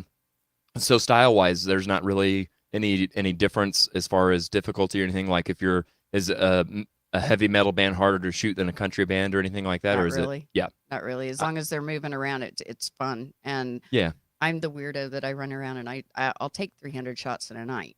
Wow. And that's just because I catch some of the most off the wall faces that musicians make. And I stand by this. Drummers and bass players make the weirdest faces of anybody. Drummers and bass players. Yes. Yeah. Oh, Yes. I would agree with that. Yes. I've got a Um, couple of you that were pretty good too, but Yeah. but I stand by this. Bass players make some of the weirdest faces though. And you catch them and that's how there's a big difference. I won't stand there and frame up a shot. I just start shooting and I've ended up with some pretty amazing shots by doing it that way. Sometimes if you take the time, and I'm not saying this against anybody, but if you take the time to frame up the shot, sometimes you miss something else that's just as good. For sure, for sure. And I'll bring Marty into this because there's a few things I want to ask both of you guys. Hi, Marty. Welcome back. Hey, thanks. So, talk about that. Like, what are the differences in your styles as far as prep for a shot? Do you stand there and wait for somebody to do something cool, or do you see somebody doing something cool and you try to get there quick? Like, what's the difference in you guys, or is there one, Brenda? With me, it's just a matter of I try to move around constantly. Now, sometimes if the crowd's too thick, it's hard not. Sometimes you're just stuck. I have some pictures that I did from the chili cook-off, and I really was looking through those, and I hated them because I was stuck at the left side of the stage. I couldn't get across to move. So sometimes, when you're in a smaller venue and you're able to move around, like with me, I just shoot. I just keep shooting. Right. Yep. For sure. For sure. And and we'll talk about this later. I don't want to give away the finish, but yeah, there's things too. When you work a lot with the same bands, you kind of learn their style and what to expect and that kind of stuff. So Exactly. So yeah. Let me jump over here to the comments. Josh Poole says, "Shoot nature. Deer, birds, cats. Easy, killer. Easy." Terry Jones says, "Nobody wants to see those ugly drummers anyway." Elkie, good job turning volume up on Brenda. I can hear. Good deal. Good deal. Josh Poole calling us hippies. Yeah, it takes one to know one. Why don't you Mhm. take a picture to last longer? Am I right? Am I right? Yes. Nothing else, I'll take one for you. There you go. Jason West says bass players' faces are already funny before they start playing. Oh, it's so true. And Jason, I saw your comments earlier about wanting to be Mr. Ed McMahon, so you could sit here and laugh at the comments. Hey, man, I'm all for it. Elkie asked a question: do musicians like those face photos? Of the weird faces that they make. I'll let you guys answer first. I typically don't post those. I'll send them to them privately. Right. Yep. How about you, Marty? I feel like it depends on the rest of the picture and the moment that they're in. That's fair. That's fair. And that's the thing too. Like you almost have to, as a musician, I almost have to humble myself to put myself in that position and say, well, whatever you think is best for the shot that you have. Like I might be, like singing a note like that and look stupid, but if there's like a really awesome shot of the guitar players on either side of me or something, like yeah, I get what you're saying on that. And of course, it can be difficult. And I won't out anybody on this, but I know that something that was not on my radar without knowing you guys personally is we've got a lot of female-fronted bands, and I don't want to be that guy, but man, sometimes a chick can be really controlling on like how she wants to be, not just photographed, but like I don't know how I'm trying to say this, but they don't want like every picture uploaded because it may not be a good angle, or it may not be from their good side, or it may be too chesty, or all these things. Has that been a difficulty for either of you guys in the past? Yes. Yeah. Yes. Yeah. to try and make everybody flattering as possible. No, I get that for sure. Brenda, you brought up a good point here. So you said you take about 300 pictures per show. Mhm. Marty, how about yourself? Depends on how much I'm at a show, because you figure I usually hit 2 or 3 shows a night. Right. So for me, it just depends on how long I'm at a show. Okay. It's usually no less than 100. And then do you go through the next day and just like, or do you do it as you're shooting and review like, oh, that one, I didn't like that, and you just delete it right there at the venue, or do you just take them all and go home with them all and figure them out that way? I just take them all home, put them on a file by date, and then I go through them the next day, pick out what I like, and yeah, if there's any pictures that I question, right, I usually instant message it to somebody to see if they're all right with it being posted. If they're not, then I don't post it. If they are, then away it goes. Gotcha. How about yourself, Brenda? Do you kind of go through them as it's happening in real time, or do you wait until the next day? I look at them, but for the most part, usually when I get home, I get really excited. I want to see what they look like, and Yeah. so I tend to take them off my phone and go ahead and upload them into my software. One of the biggest differences between Marty and I is I edit. I do a lot of editing. Right. There are some pictures that I get straight out of the camera that's just like, oh my gosh, I was shocked, and sometimes those are the pictures that look the worst in camera. And I've had that happen before. And then there's some that I think, oh my goodness, this is going to be the perfect shot. And I get it home and I get it on my computer and I open it up and I'm like, it's not in focus. Right. Yeah. Like, dang it. Yeah. Or it's focused on their ear and not, their.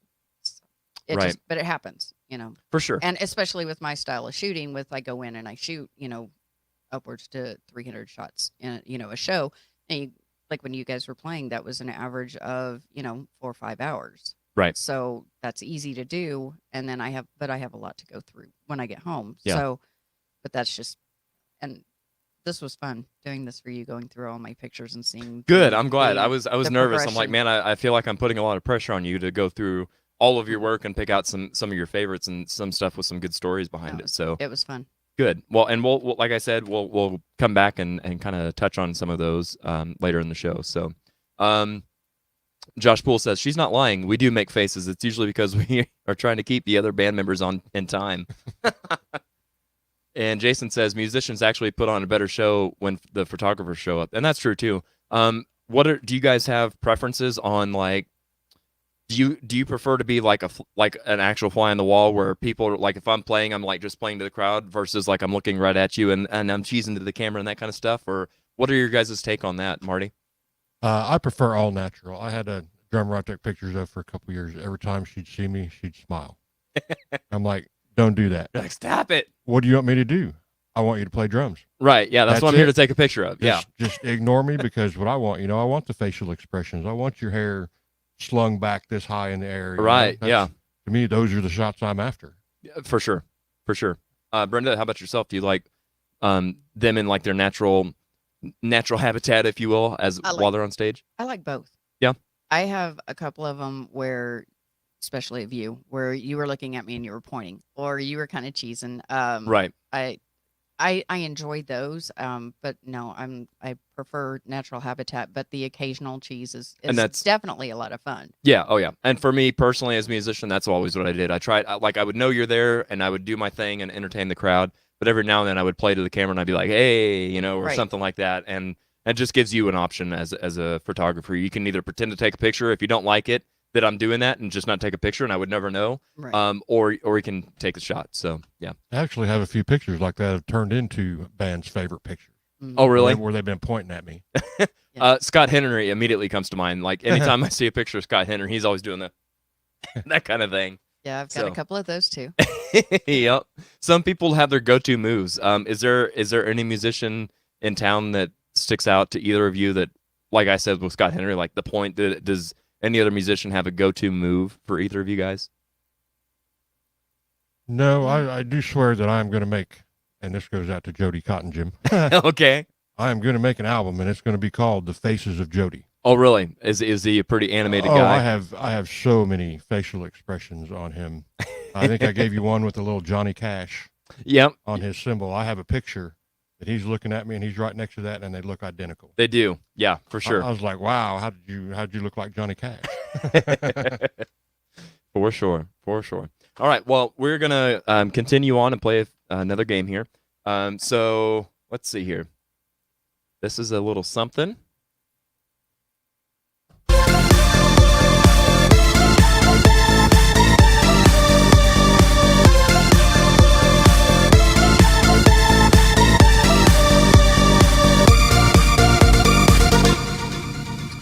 Called You Ought to Know Musical Trivia. All right.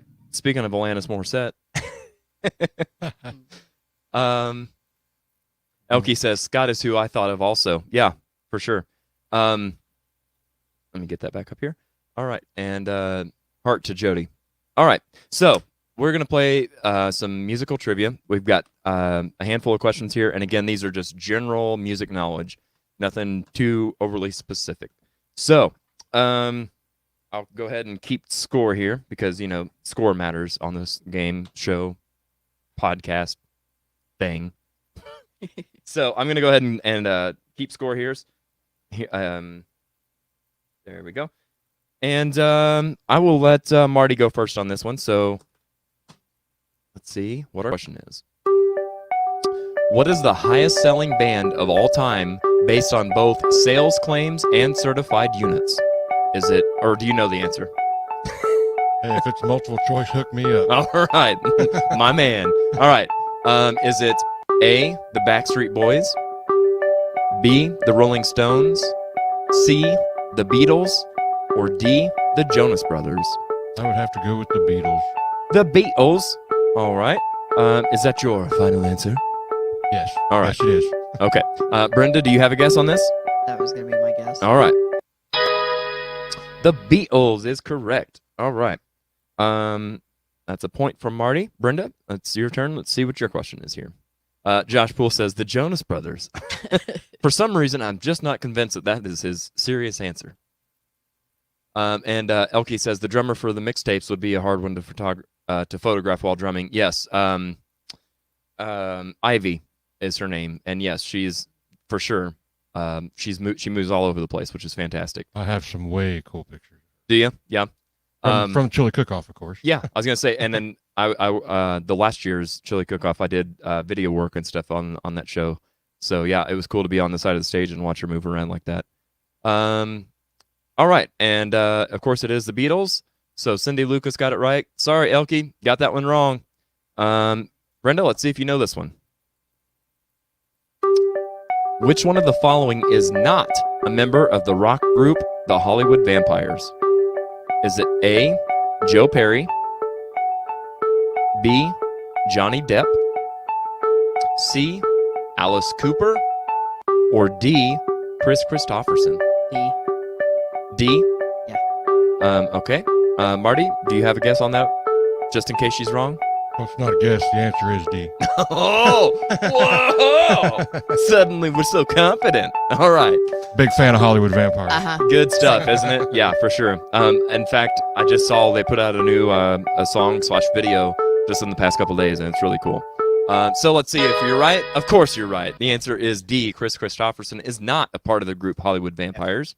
Elkie, if you don't know, check out the Hollywood Vampires. It's a really who's who all-star group of musicians. So good stuff. Good job, guys. Marty, let's see if you know this next one here. If I can get that comment off. There we go. All right. Ooh, what was Elvis Presley's first hit in 1956? Before I reveal the options, do you know offhand? Possibly. Okay. Is it A, The Heartbreak Hotel, B, Jailhouse Rock, C, Hound Dog, or D, Blue Suede Shoes? We'll go with D. D, Blue Suede Shoes? Yeah. All right. And Brenda, do you have a option in case he gets it wrong? That was my guess. Blue Suede Shoes. All right. Sounds like both of you guys are fairly confident on that. Came up with the same answer. Wow, I just saw that's a new option. Okay. Sorry. My production guy kicked into high gear for a split second. Shiny things. Oh, wrong. It was The Heartbreak Hotel. Okay. Well, swing and a miss, guys. That's all right. We'll see how we do on the next one. Brenda, it is your turn. Which rock band made a brief, memorable appearance in The Simpsons movie in 2007? Was it A, The Rolling Stones, B, Green Day, C, Coldplay, or was it D, U2? Well, this just sucks because we were discussing The Simpsons beforehand, and I don't watch them. Oh, no. Never seen that. Okay, if you had to take a guess, what would your guess be?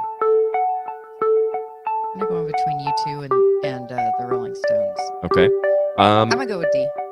All right. U2. Fair. And Marty, do you have any idea? I'm going to go with B. B, huh? All right. We've got a lot of guesses here. We've got several people saying U2, somebody saying Rolling Stones. All right. And the correct answer is Green Day. Wow. Nobody got that one right. All right. All right. All right. Isn't that what I said? Oh, did you say that? Did you say that? Yeah, He that's did what I say said. B. Oh, He okay. didn't Well, say then there B. you go. Oh, that's right. Yeah. No, I Just don't need an Ed McMahon. I need a judges panel and a scorekeeping panel because I'm totally failing. Okay, Marty. I'll make it up to you. Here's your next question. The Rock and Roll Hall of Fame is situated in which U.S. state? Is it A, Tennessee? Is it B, New York? New York! Or C, Ohio? Or is it D, Maryland? C in Cleveland, Ohio. Cleveland, Ohio. All right. Brenda, do you have a guess? He better know he was there. See?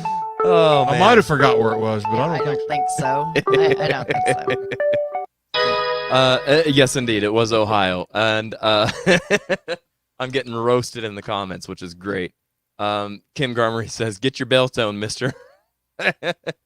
Huh? Matter of fact, I just re-upped my membership for there.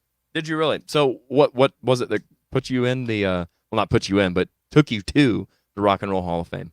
My son took me there for Christmas/birthday present. Oh, really? Yep. Very Went up there cool. and spent 5 days and hung out, had a really good time. That would be cool. And what year did you go?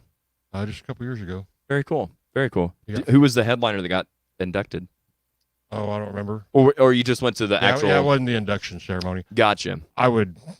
There'd be square holes for me shitting bricks if I got to go to one of those. Yeah, for sure. That would be really cool to be able to be in the crowd. and that'd see be it. like a bucket list thing for me. Oh gosh, yeah, for sure. All right. We've got one last question here, I believe. Brenda, in 2009, no, not 2009. In 2000, Which artist tied Michael Jackson's 1984 record of winning 8 Grammys in a single year? Is it A, Prince, B, Madonna, C, Lady Gaga, or is it D, Santana?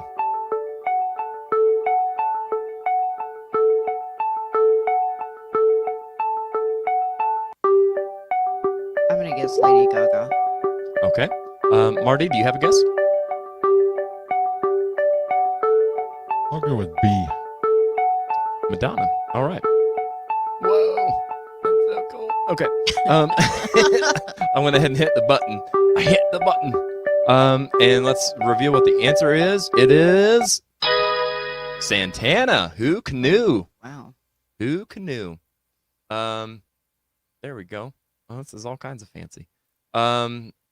And Julia Cobb with the correct guess on that one. Good job, Julie. All right. Well, that is how we play You Ought to Know music trivia. So we're going to take one more quick break and come back and do a new game that I have all the pieces for.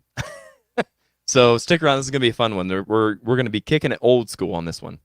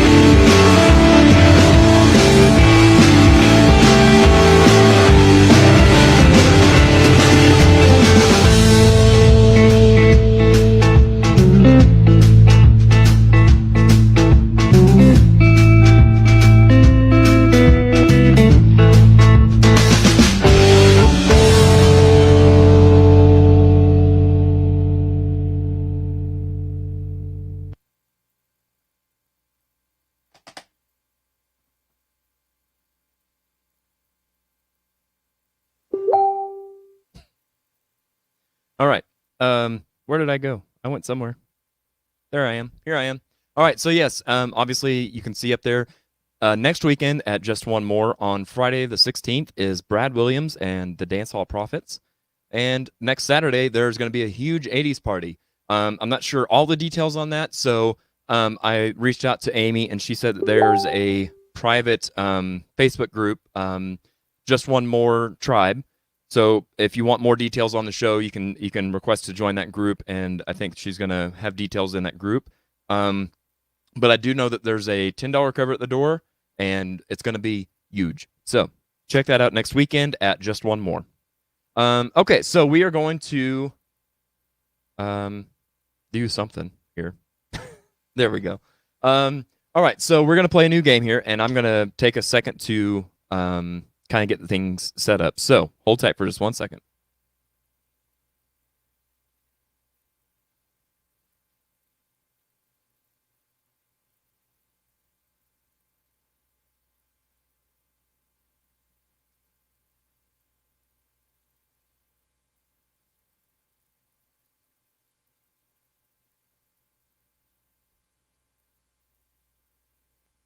All right, now then, we'll see how good of a job I did on this. All right, so first time we're doing this game. Now, my inspiration for this game is exactly, it's not exactly. It's a take on 2 different games, actually. Are either of you familiar with the old game show, What's My Line? Oh, hang on. There we go. Now you have microphones. Are either of you familiar with the old game show, What's My Line? Oh, I said yes, and I thought, no, that's whose line is it anyway? Yeah, I won't make you. I won't make you do any physical comedy like that. Thank you. Oh my gosh. Okay, so my Facebook is blowing up. Okay, so what we're gonna. Well, I'll just explain it to you this way. I think I have a screen that does all that.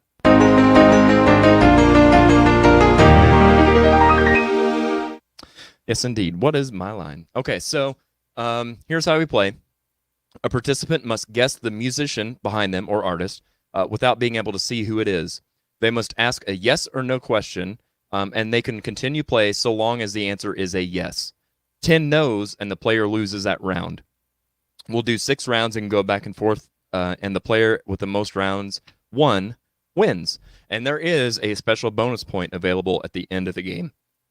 So, what I'm going to do, let me turn off that over there. Let me turn off that right there. And here's how we're going to do this. I've got... there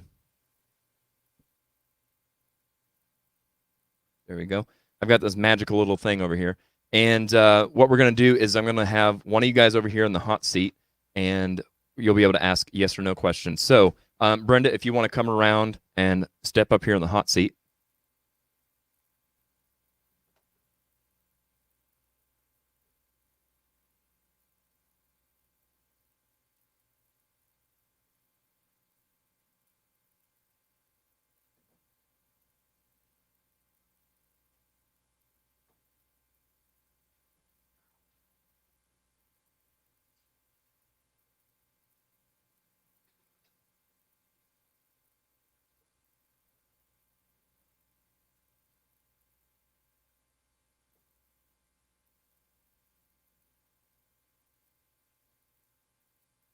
All right. Now, what you can't see is that you look like a headless horseman right now, and it's great. So, one other thing.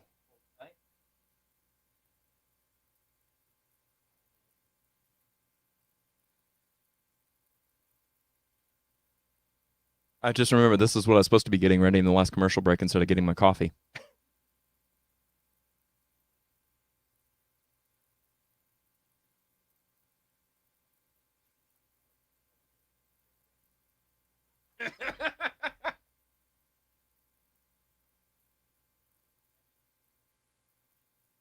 All right, and then I will unmute that. And I think we can hear you now. Okay. Oh, perfect. Oh. I'll bring that down just a little bit so you don't feel like you're yelling. Okay, so Marty and I can see the screen. You cannot see anything. All you can see is that beautiful color green. So here's how we're going to do this. There's going to be an artist come up on the screen that myself and Marty and the people watching at home can see, but you cannot. So you've got to ask yes or no questions and see if you can figure out who this artist is. Are you ready, Brenda? Sure. All right. So for our first artist, this is who we've got.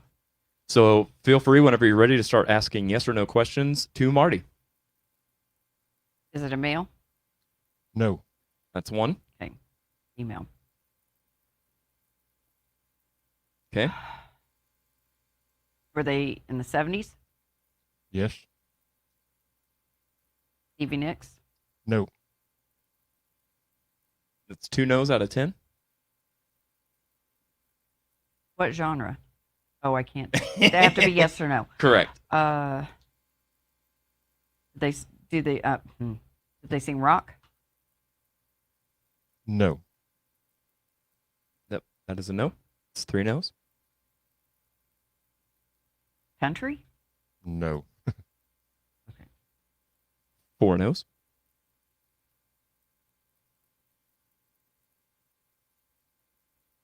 Is it Karen Carpenter? No. 5 no's. Halfway there. No, I have no idea. By the way, I'm going to interrupt real quick. And Josh Poole just commented and said, are they going to try and guess the negatives? Because last week we played Guess the Song in Reverse, and he said, are they going to have to guess the negatives? Incorrect. All right, so we're halfway there.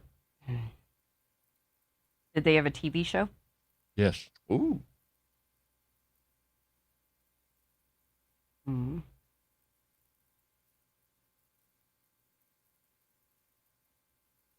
You brunette? Well, that could be a difficult one to answer. Right? We'll say no. Yeah.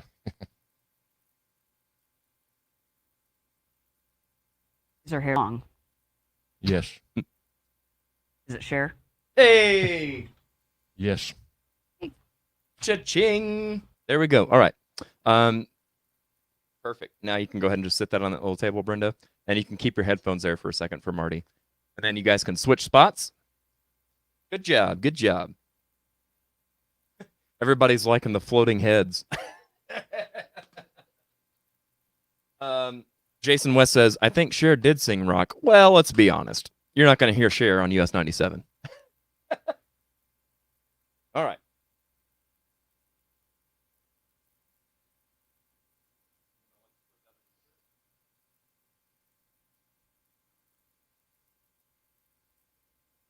There you go. All right. Can you hear me now? Oh, we can hear you, buddy. Can you hear yourself? Sure. All right. I talk to myself all the time. You're just not used to hearing yourself back. All right. So Brenda and I and everybody watching at home is ready for you to start guessing this artist. Brenda just said, oh, spit. I'll help you out, Brenda. Don't worry. Okay. All right. So, Marty, whenever you're ready, you can start guessing for clues.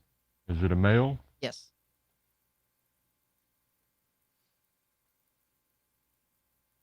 Oh, crap. It's hard to come up with questions.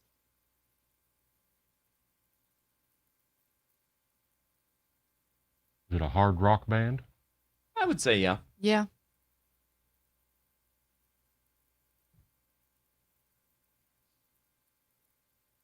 From the 80s? I'm going to say... Maybe very tail end. Very tail end, but mostly 90s.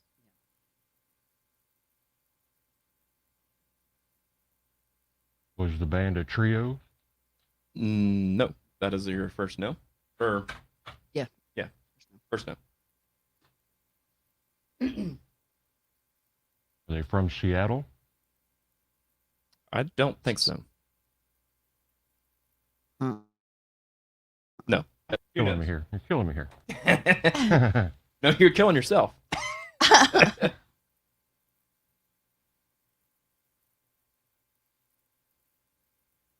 Have long or short hair? Long. Yes or no? Oh. Oh, yeah. Yes. Sorry. Do they have long hair? Yes. Yes. Hey. All right. Take away one of the no's since I screwed up.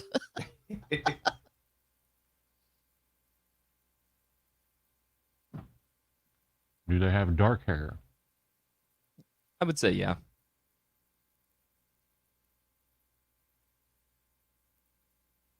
I'll go with one of Brenda's questions. Did they have a TV show? No. Well, that takes away just about everybody. They all got TV shows nowadays. Right.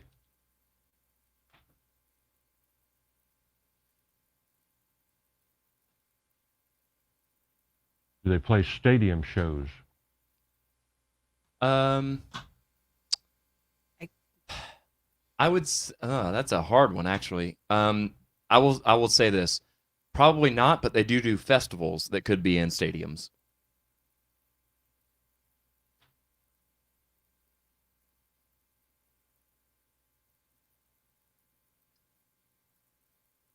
I honestly don't have a clue. Okay. I'll see if I can. I'll tell you this: this person has played in Springfield. Well, that could be a number of people. Right. Did they play at the Shrine Mosque? They did. Yes.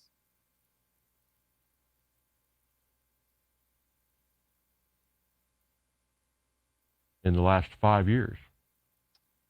Yes. I think so. It may have been if it was within the last 5 to 7. I'll say that. Yeah. Oh my gosh. Are they still popular today? Yes, I would say yes. Mm-hmm. Is this like a whole band or just one person? This is a whole band.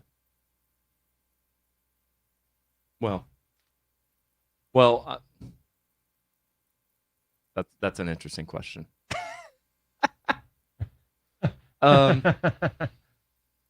Yeah, I don't think I could say much more Okay, without well, trying to. Technically, no, if you're going by name. Technically, I know. yeah, But it makes it let's- hard. let's- All right, so I'm gonna say we'll have to reveal who it is, and Marty, you'll get another chance on the next one. And you'll see whenever I tell you who this is why that was a difficult question to answer. The answer is Rob Zombie. So, of course, from the band White Zombie, but yes, Yeah. it plays with Rob Zombie, the band. So, yeah. Nice try. A swing and a miss, but I'll give you another at-bat, if you will. So, I'll let you and Brenda go ahead and swap spots again, and we will get ready for the next go-round on this. Bet you guys didn't expect to get a workout here in the studio, running back and forth, huh? All right. Yes, and Deb Klein with a good hint and said he's a director. Al Hutchins says, is he more human than a human? You might say that. You might say that.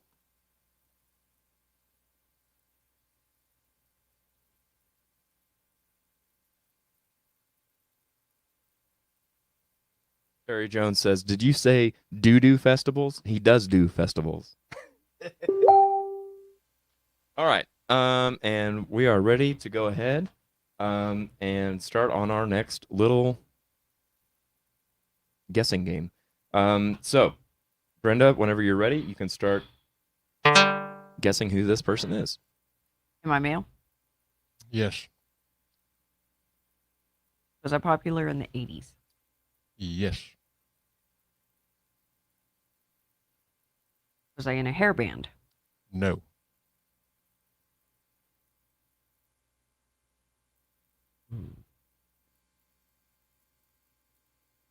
Did I perform with brothers and sisters? No.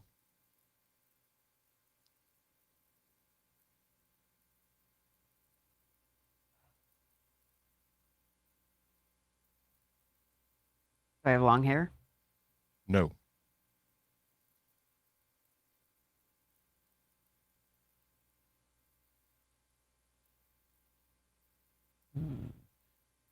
Did I play an instrument? Yes. Did I play guitar? Yes. I'm going to say no on that. Oh, did I play bass? Yes. Well, then I'm pretty much out because I can't think of any bass players off the top of my head.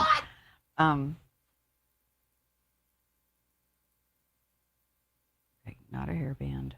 Bass player. You're up to 4 no's.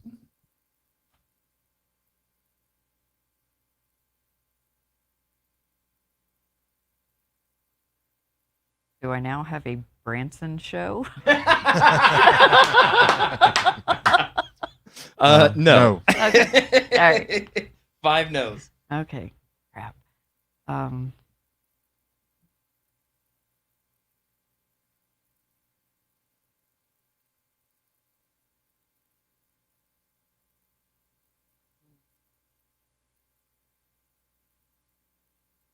Does he play blues? No. Nope.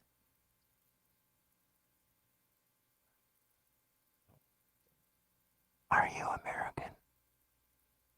Well, yeah. No, not you. The person you're trying to guess. Oh. Is he American? No. Hey, there you go. Another no. How many no's do I have? 7. Jeez. Am I English? Stop. Of course. Okay, fine. Is he English? Yes. Hey! I'm serious. I have no idea who bass players were. I didn't pay attention to that. I just Oh, like the no. hair. That was because of all the funny faces they made. That and the leather. And the spandex. Oh, boy. Crap. I'm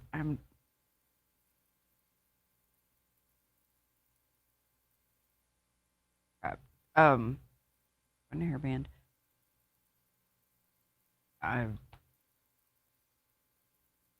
No clue.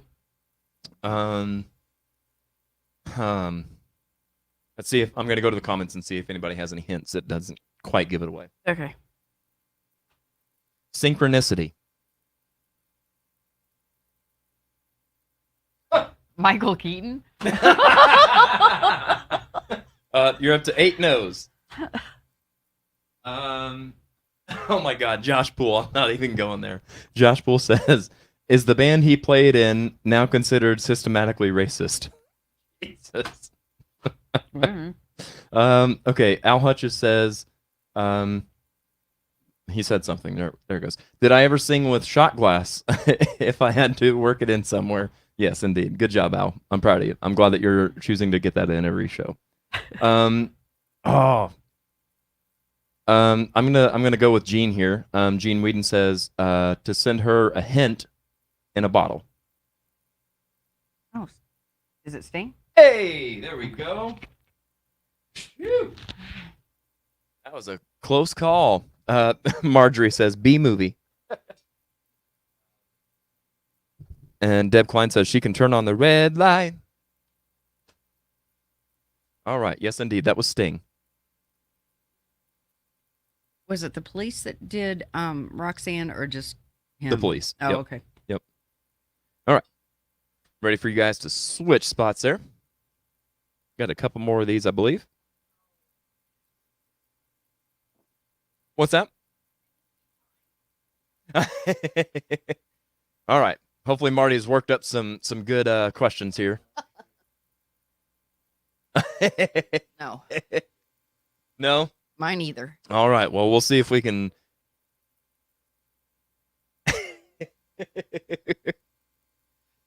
All right.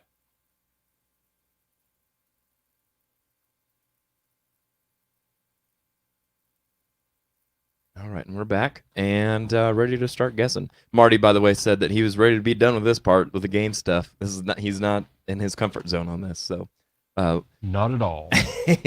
That's all right. We're having fun, so just try to have some fun with it, and no big deal if you get it right or wrong. All right. Oh boy. Best of luck to you, my friend. Go ahead and start asking questions whenever you're ready. Wow, I should just go back over and sit down now. No, no. Is it a male? No, That's one. These aren't necessarily, you're supposed to be musicians. Yeah, they're musicians or artists of some sort. Yeah, musical artist, I should say. Does she front a band? I'm gonna say no.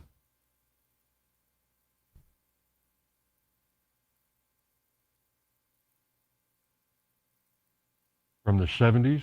no, 3 no's. Is it newer? Yes. yes, Is it pop music? yes,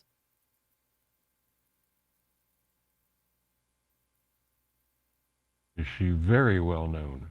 yes. Yeah. Josh Poole says she's the most overrated female singer. I agree with Josh.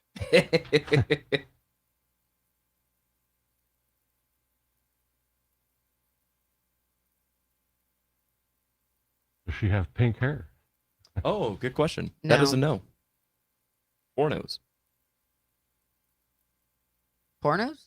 Oh, sorry.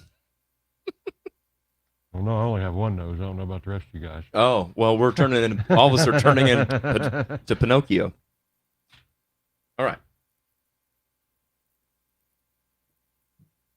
Has she had any TV specials? No,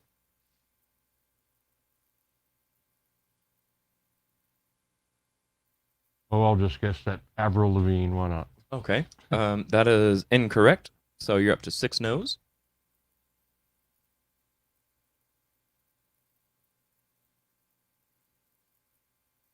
Oh, let's guess Miley Cyrus. Oh, okay. There's another guess. no. Unfortunately, incorrect. Does she look like Miley Cyrus? I would say no, not at all. Mm-mm. I do not know. All right. So you're at 8 no's. Let me see if I can help you out.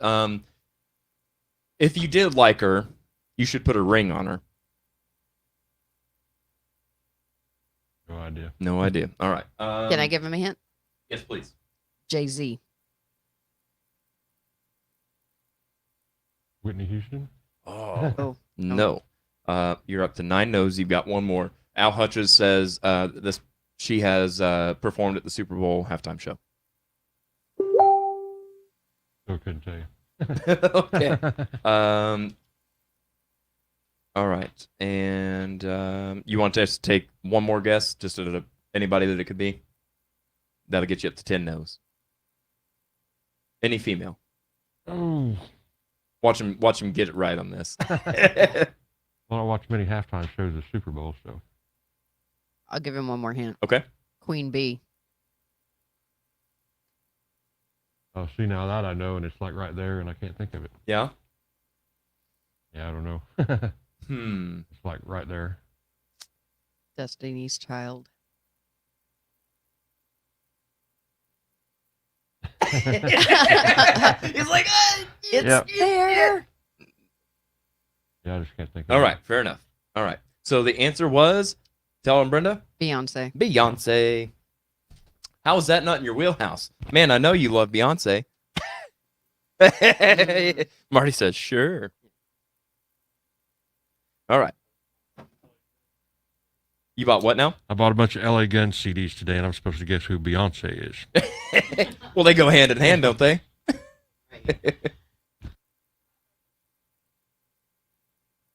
All right. Yeah, Terry Jones says Foxy Cleopatra. That is correct from Goldfinger. Sasha Fierce. Goldfinger or Goldmember? Goldmember. Goldenfinger. Goldfinger was the old, wasn't old. I think it's Goldmember. I don't know. Yeah, one of them golden movies. I'm so not a Beyonce fan. All right. And here's your next one. All right, Brenda, whenever you're ready to start guessing. Am I a man? Yes. Am I a musician? Yes. Do I sing? Yes. Marty's like, I'll interrupt him. I could imagine Marty's like, damn it, why didn't I have this person? I would have known this. Am I from the 80s? Yes. Am I in a group?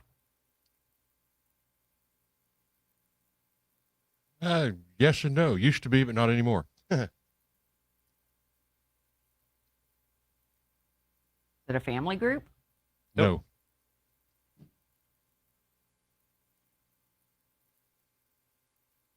Do I have a Branson show? Definitely no. No. Okay. Okay. Does he sing heavy metal? Yes. Okay.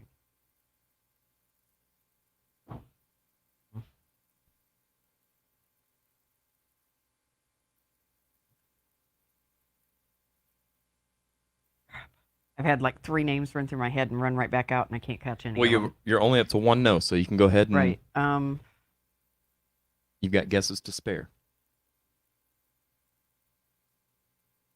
Is it Ozzy Osbourne? Hey! Oh wow, really? Ozzy Osbourne, that is correct. All right. Okay. Now then, Brenda, if you want to go ahead and head back over there. And in the meantime, let me mute that so you're not making a bunch of noise. And I'm going to go over here and fix your station back up.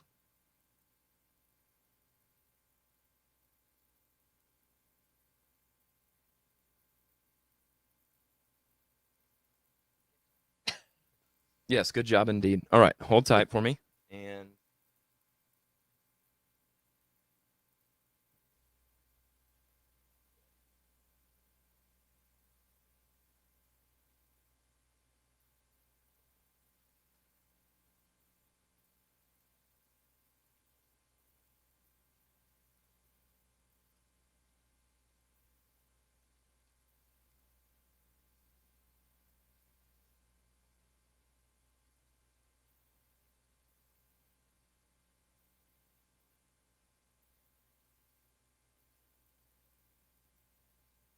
all right. So now then, as I stated at the beginning of the game, we've got some mega bonus points here for 10,000 points is how much this question is going to be worth. and the first person to be able to answer this will be the winner of those 10,000 points. So, there we go. Okay, I want to make sure that we can be seen. All right. So the first person to answer this bonus question wins the game. Oh, there we go. What do all those artists have in common? First one that can answer. They've been in movies. Incorrect. They all have Christmas albums. Possibly, but incorrect.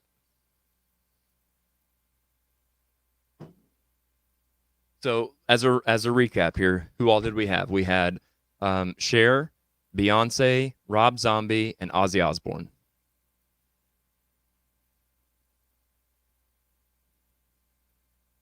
None of them perform in Branson. Well, that is true, but that is not what I have written down here, my dear. I will say this. It was a part of both of your questions at one point during the game, to a certain extent. Started out as in groups and went off solo. Solo careers is the correct answer.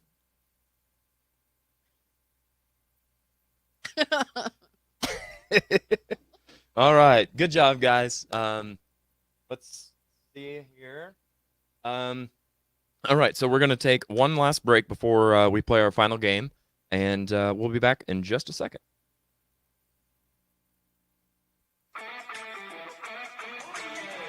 Hey musicians, do your shows need that extra layer of fun and excitement? Wow your fans with next level production and let Sunset Productions help you up your game. We can create custom and unique sound, lighting, and video packages designed just for you and your budget. Let's work together and give our community the shows they deserve. For more information, contact Jared Isaacs at sunsetproductionsspringfield@gmail.com. You can also check us out on Facebook and Instagram at Sunset Productions. Sunset Productions. Don't be a jukebox. Be an experience. All right.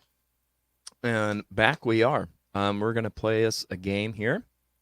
We've got one final game, and it is another new game. So, Marty, since you are really digging in on the games here, I'll let Brenda start this one. So, this is a little game called Song Association. So the way this is going to work is I'm going to show a word, and I need you to, of any genre, any style, any decade, anything, sing a song. Well, you don't have to sing. You don't have to start at the beginning, sing the whole thing, but the part of the song that has the word in it. So if I say, let me see here. If I say photograph, you have to think of a song that has the word photograph in it. So it would be like Def Leppard photograph, that kind of thing. So that being said, Brenda, you're going to be up first. Are you ready? Oh, yeah. Okay. All right. Your first word is sunshine. Ain't no sunshine when you're gone. All right. Or when she's gone. Yeah, something like that. Lyrics don't matter in this game, so that's what makes it good. But yes, that is a correct answer. All right. See how easy that was? No moving around. No, none of that. No shuffling. All right, Marty, you're up. You ready, bud? Sure. All right. Your first word is love. Sunshine of your love. Wow. That's double points right there for being able to use the previous word and that word. Good job. All right, Brenda. Let's see what your word is. Your second word is falling.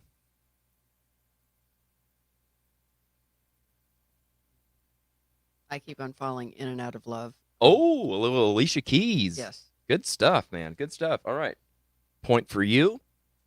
Marty? Your second word is believe. I believe in love. There you go. All right. And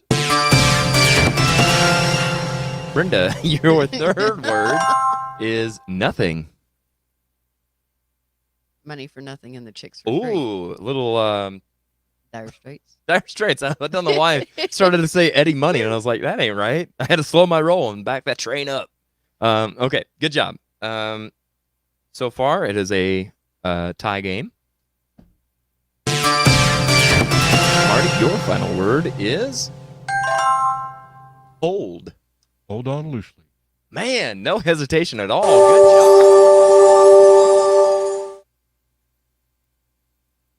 job. We are not ready for that yet. You get out of here. Yeah, it's still early. All right, let me get all this over here switched around. Let me jump over here to the comments. Elkie said the Jeopardy sound needed as a setting backup. Yeah, for sure. Go by first names. Oh, okay, gotcha.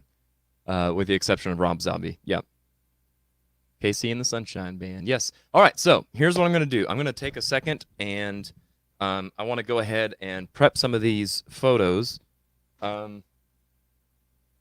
And I will start with Marty Jones. Oh, Marty Jones. And let me see if I can do this on the fly here. In a day now.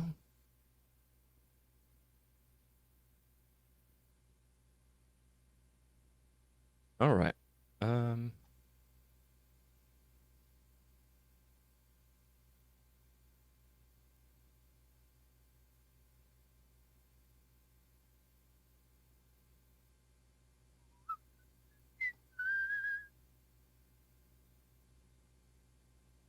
Come on, computer. All right. So. That. All right, Marty. So I've got some pictures here that you gave me, and I want to go through these and just kind of tell me a little bit about them, what made you choose these to be featured on the show today, and what's special about them.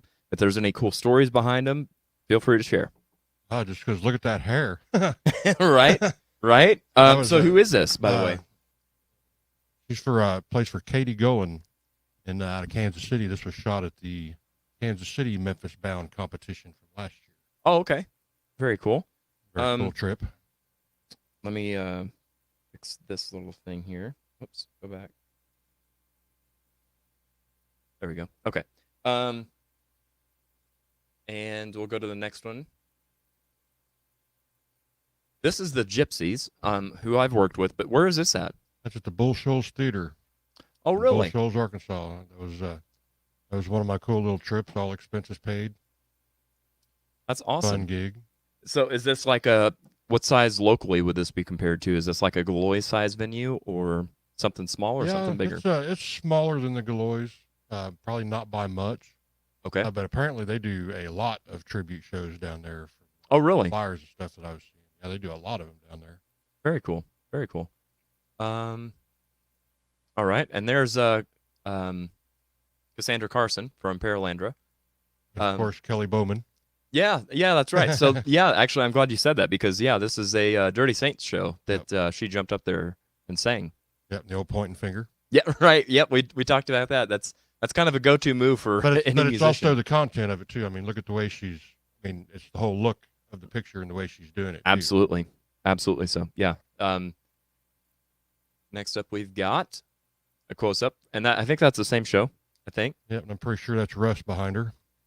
I don't know who that guy is. Yes, indeed, Russ Weatherby. All right, now I saw this. What in the heck is that? It's a deal that I bought. It's called a lens ball. It's like the coolest thing ever. Yes. And I remember, not necessarily that show, but I think I have one from Papa Green Shoes on here too. I actually had somebody walking around with me with the tripod carrying it so I could take pictures. So how does it work? Do you shoot your camera through that and it sees the reflection of whatever? Yeah, well, it flips it upside down and then it flips it from side to side too. So it just like twists your whole picture around. Gotcha. Wow, interesting. So like the way they're standing in that picture, they're actually flipped the other way, and then it's flipped this Right. way. A double flipper. Yeah. So that's really interesting. How far, like, how did you, first of all, how did this get on your radar, this little piece of equipment? Rolled across my Facebook page. Really? Wow. There's some of the coolest stuff that comes across a Facebook page, I tell you what. So did you have to figure out, like, on your first show, like, how far away did you have to stand from that, or how close? It's like everything else with photography, you know, it's a lot of experimentation. Yep. I just, first show I took it to was the Papa Green Shoes. They were my guinea pigs. But they came out pretty good. I mean, I went around and took pictures of each band member and the whole band, and Wow. it was, I like it quite a bit. Yeah, that's neat. That's a neat way to get, like, kind of a fisheye effect on a whole, like, broad picture. Very cool.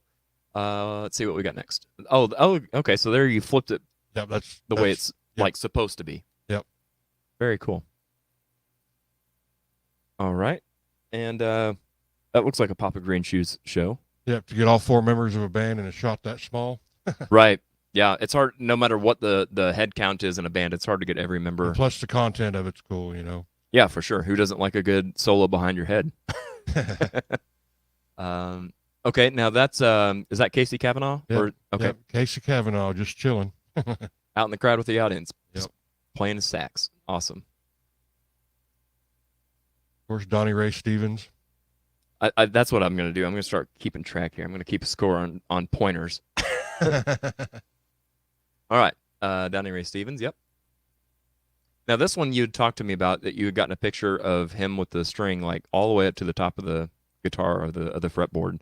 Yeah, that's just a way cool picture. That's one of those shots that you're sitting in the crowd and you're not thinking about that. Right. Well, and in real time, it happens so fast sometimes that you don't Yeah. even get to actually see what's happening. So, who is this, by the way? Do you know? That one I don't remember. It's a cool Which fretboard, would be very unusual for me not to remember what pictures. right? Oh, very cool. Yep. That's Terry Lawson. Is that so? Yeah, That was the that was- Naked Zoo show. Is that right? Yep. Okay.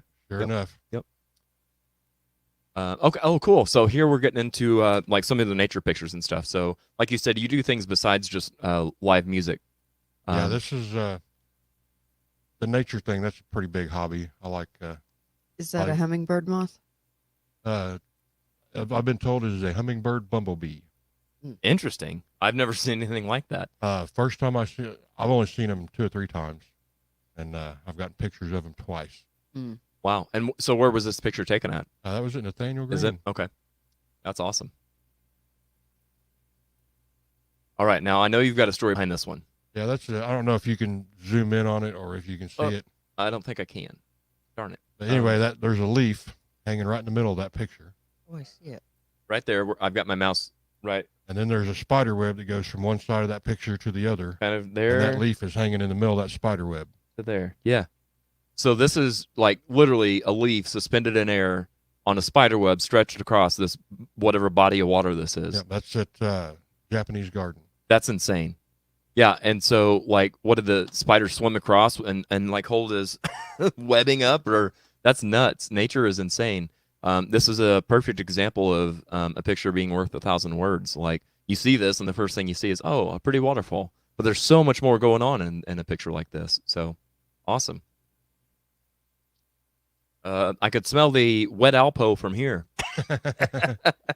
Okay, so this is Dan and Machine Gun Symphony, I And think. that's his mom at the cancer benefit concert that they had. Oh, okay, gotcha. Yep. I just thought that was a really cool. So now picture. He's out this there. is Machine Gun, but this is like post Dan Machine Gun, where he's stepped in and done the show. Is that right? Do I have that right? Yeah, that night I think they had 3 different singers. They've had all different Gotcha. singers came in, and I just had to get that picture of him and his mom. Yeah. No, that's an awesome. That's an awesome photo for sure. One of the many faces of Jody. One of the many faces of Jody and one of the many drum sets of Jody. This is everybody always likes to talk about this drum set, and I'm pretty sure he made this himself. But yeah, this is a Papa Green Shoes go-to drum set. That is the Drike. The Drike. Okay, so a drum trike.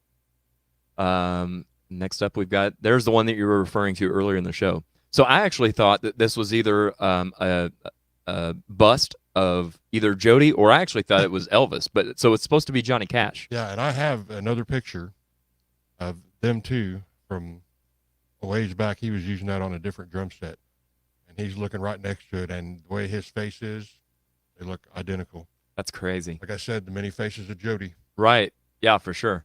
Oh, there's old John Boos. Hard to get without his little headset on, For sure. especially from that side. Yes, for sure. All right. Now this looks like either a chili cook-off or a Wingapalooza or something like that, right? The amount of people, that's a chili cook-off. There you go. Yeah. That's kind of the giveaway. And of course, And- Machine Gun Symphony. Yeah. I don't know who that guy is. Oh no, he's a crazy looking dude though. He is, right? I'd stay away from him. I don't know why anybody paint their face up all black and white like I know. this. Well, so funny story. Okay, so obviously, yes, this is me and Death May Die.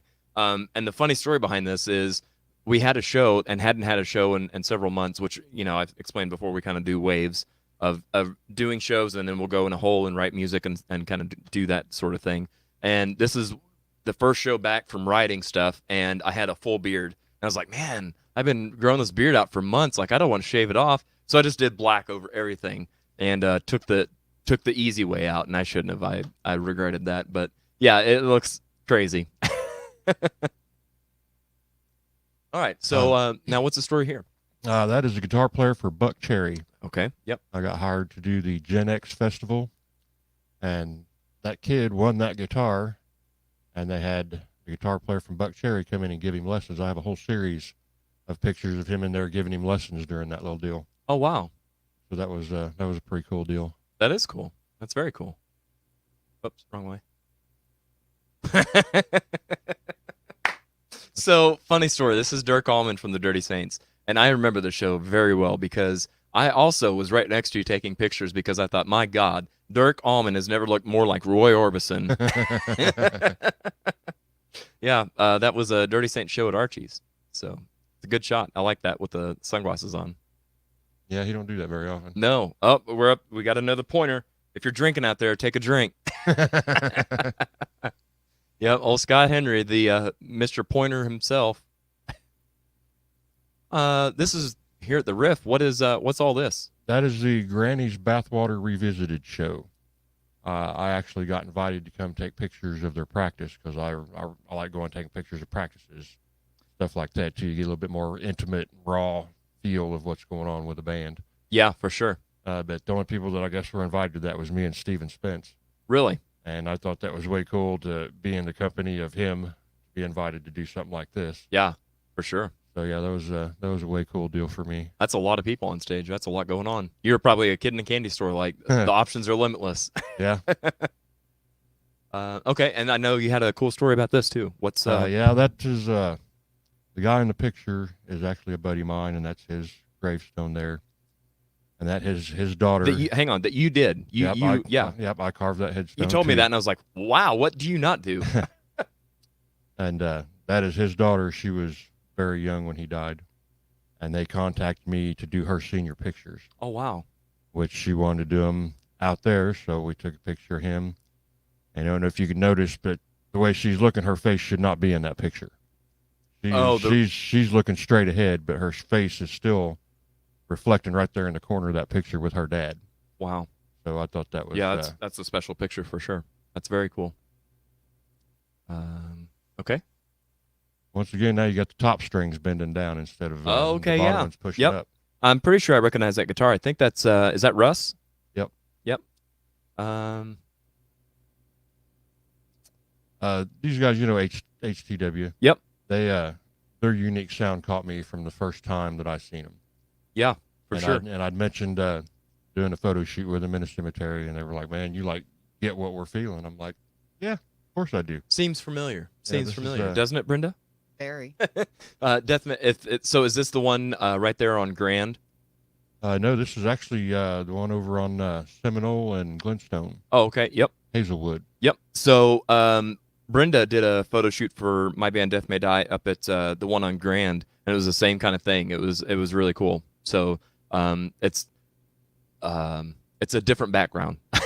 Yeah, It creates a bit of theater. yeah. So You can't just go take a picture of somebody in a cemetery. It has to be they got to have the right feel. right, for sure. Talking about singers' faces, there's one. Yeah, look at the emotion in that face. Yeah, Yeah. for sure, for sure. course, there's another one from the Yeah. cemetery. I Barrel. love the backlit feel on this, the look on that. Mhm. Yeah, that was why I like that, because everybody in the front, you can't hardly see them. Which is interesting, right? Because most photographers like, "Arr, I want to see their faces. But for certain like effects shots and stuff, that's a cool look. That'd make a cool album cover. Oh, absolutely. Yeah. Notice the top string of the bass. I do see that. But I also see this glove. What is that? Who is this?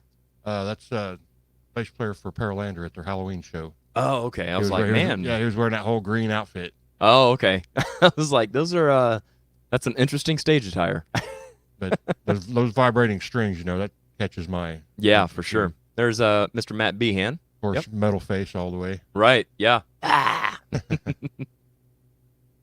Yep. And I see the feel for what you're going here. All the spidery wires, if you will, I the call strings. I call it a messy guitar. There's a few guitar players, they just don't cut it off. They just leave all their strings Yeah. hanging off on the end. And I think that's cool. It's a different look for sure. Yeah. I like doing the whole phone thing too. Yeah, for sure. Now imagine, you ready for this? Here comes my soapbox. Imagine that's a cool shot. Imagine how cooler it would have been if the phone would have been held sideways and he could have actually got the whole. I've done that too, and on the back of one of Papa Green Shoes CDs, Yeah. I've had three ladies hold their phones on each one, and I took a picture of all four of their phones, and that's the back cover. Oh wow, that's creative. How could you not have that on there? Right. Yeah. I mean, hello. Gotta love Tara. Yes, indeed. And I believe when I posted that picture, I put on there that was part of the reason that I do this. Oh to, yes. to have that many musicians show up to support one other band's show. Yeah. Yeah. I will say that Springfield is really good about other musicians supporting one another. And now, when I started doing this, you didn't see any bands Nope. at other people's shows. You're absolutely right. And yeah, it's great to see that many other band members at somebody else's show. Yeah. No question. No question. Good old Russ Weatherby putting on a Yeah. show. I can remember being, this is here at the Riff, and I can remember being back in the booth doing lights and stuff for this. And as he's got that guitar raised at the end of the night, I was like, oh my God, like that's an expensive Les Paul. Please don't smash that on the ground or something. But thankfully he didn't. But yeah, very cool shot. Of course, Jamie, he just always has such an emotional look on his face when he plays anyway. Yeah, absolutely. Sister Lucille, correct? Yep. Yep. Sir. Eric Gales. Okay. Yeah. Now I'm not familiar with him. He's pretty big time blues. He's like one of Jamie's heroes. Gotcha. And Okay. It was real cool because Sister Lucille got to open up for Eric Gales. Oh, okay. So that was a real big deal for Jamie. And, for me to be able to capture people like that, and then to have them message me and acknowledge that I did their stuff. Yeah. That's pretty cool. There's another really cool Gomes. crowd shot. Yep, that's Anthony Gomes at Shuffle. Shuffle. Yep. Oh, there's another pointer. Barely, but it's a pointer. Take a drink. Of course, another lens ball with Jody. Another good shot of Anthony Gomes. Oh, yeah. I've actually became friends with him. Oh, really? Yeah. Now, where is he from? He's originally from Canada. I think he lives in St. Louis now. Oh, wow. Okay. I think the first time I got to shoot him was at a Bikes, Blues, and Hot Cars that they had out at Summers at the River. Huh. And that was just kind of handed to me. Yeah. I was standing right behind him when he finished his show. I'm like, dude, you need to let me have that guitar pick while it's still smoking. That's a cool picture. It looks like he's picking way up on the fretboard. Is that right? Yep, I figured, Eddie Van Halen just happening, so you might as well throw in something cool like that Yeah. of somebody else. Yeah. Well, holy cow. Ugh. That's I'm terrified of heights, so immediately I'm like, ugh. That's in Ponca, Arkansas. Huh. And it's not as high up as it looks. Well, I would hope not. That looks mighty terrifying, sir. But that was a way cool trip. Yeah. Whoa, wow. Little vulture. Little. Another good one of John. In between all I'm the counting that symbols- as a double point. in between all the symbols and all that stuff. Yeah. That's James Gilmore. They found a Barbie that looked just like him. Dude, that is like the best gimmick going right now in Springfield local music. The matching Barbie doll that appears it's like the Elf on a Shelf music edition. Yeah, that's pretty cool. James's double. I dig it. I dig it. That was Wheelhouse before they ever had their first show. Oh, okay. I went over and caught one of their practices, and Gotcha. I'm gonna throw a little bit of sample stuff out there before. Yeah. Kind of a promo shoot, if you will. Of course, the reflection in the glass. Yes, that's a really cool picture. Jason West had to beg me for one of these. Like, man, I've always wanted one of those. So at a Soul DeVille show, he's got his shades on. I had to get him a picture of his. There's Jody. As you said, the many faces. Art Bentley. Okay. Now, so what's going on here with the handkerchief? Oh, no, that was why I took that. I'd never seen anybody tie. And he had like 2 or 3 different microphones set up there, too. Wow. So it was like a different one for different songs. Maybe for his harmonica, something like that, because I noticed he's got the harmonica, too. Yep. So he may have that one set up that way for his harmonica. Gotcha. Yep.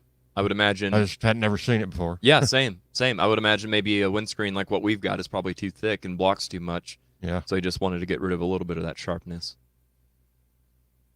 Of course. Tiffany? Yep.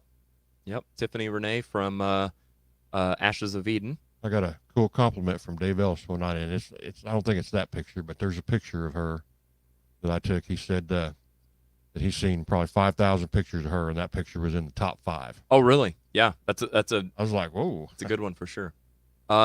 Whose sax is That's this? Casey Kavanaugh's. Okay.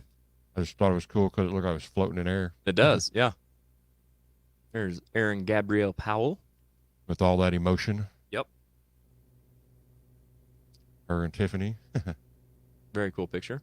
There's the old band Thrillfall. That was right before they went on stage for the last time together. Oh, really? Wow. Sure enough. I think they're doing a reunion show here before too long. I think in December, I want to say. Very cool, very cool. I hope I hit the right button. I hit the right button. I'm just looking at the wrong thing. So somehow. There we go. Okay. Okay.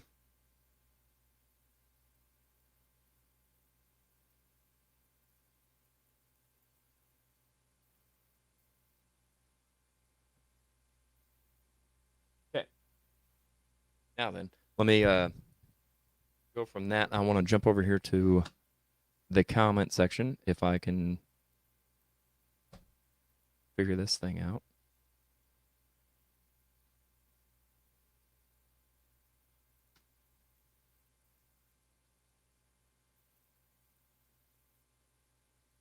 All right, there we go.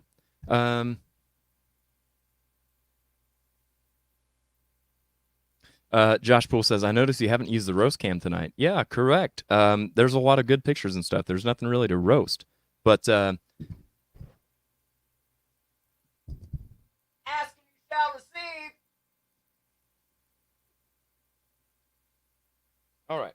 Let me load up Brenda's pictures here. Kim Garmery says, Jared, you need to listen to Mr. Gales. Is that right? Yep. Eric Gales. Oh, okay, Eric Gales. If you don't know who he is. Yes, and I don't know, so I will do that. Julia says, my rhythm guitarist used to leave his strings uncut, but I made him stop because he kept slicing up my shoulder. Yeah, and I would agree with that too, because as a singer or anybody that stands next to that, it looks cool, but God, it hurts. Those things are sharp. Okay, so let me pull this one up. Right there. I put that on there, so we don't need that.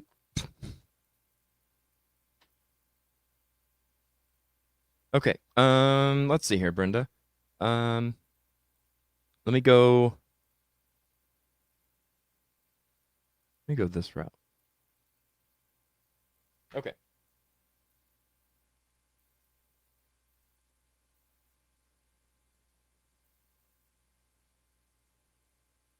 There we go. Okay, so Brenda, you want to tell us a little bit about this? This is the Ashes of Eden folder that you had. Yeah, and I can't remember. Oh, I think it was here. I think it was here. I can't remember if it was here or if it was. That's here. I could tell by the floor. Yeah, I'm pretty sure.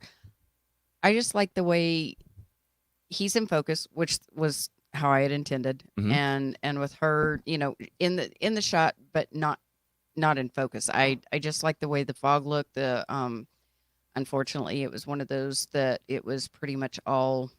I want to say it was pretty much all red, which is why it ended up being black and white. Right. Well, and you and I have talked about that. So Marty, what Brenda's talking about, of course, is, and I didn't know this, like me getting into doing lights and stuff as when I first started doing my own production company, I would do like everybody's all blue, everybody's all red, everybody's all green, and she's like, you can't do that, like you lose everything.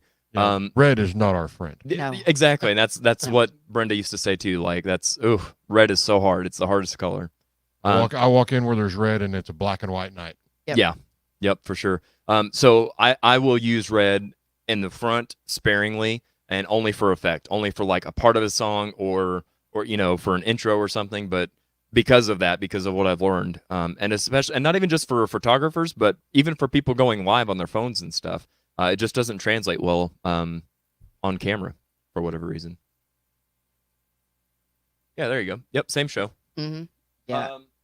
This is actually okay. So this is Get Your Rock Life Back 3 is what the show is, and I can tell because that's my light right there. So I'm running lights for this.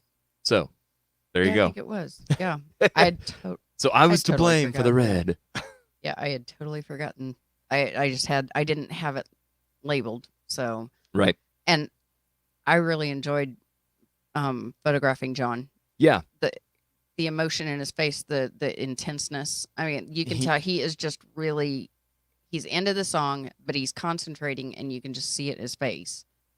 Yeah, for sure. And Elkie says, excellent picture of both Tiffany and Tiffany.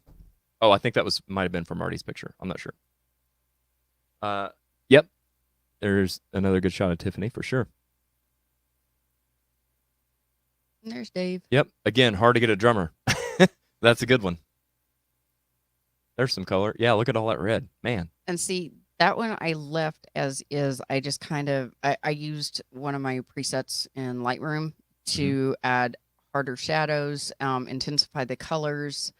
It was just one of those kind of what I would call an extreme edit. It's just what I call it. Other people may have other words for it, but that's just for me, it's just more of an extreme look.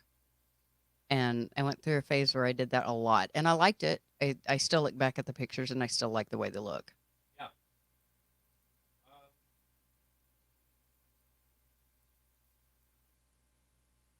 Okay, I want to go to this one just because of the name of the folder that you have it. This is a folder called Hair.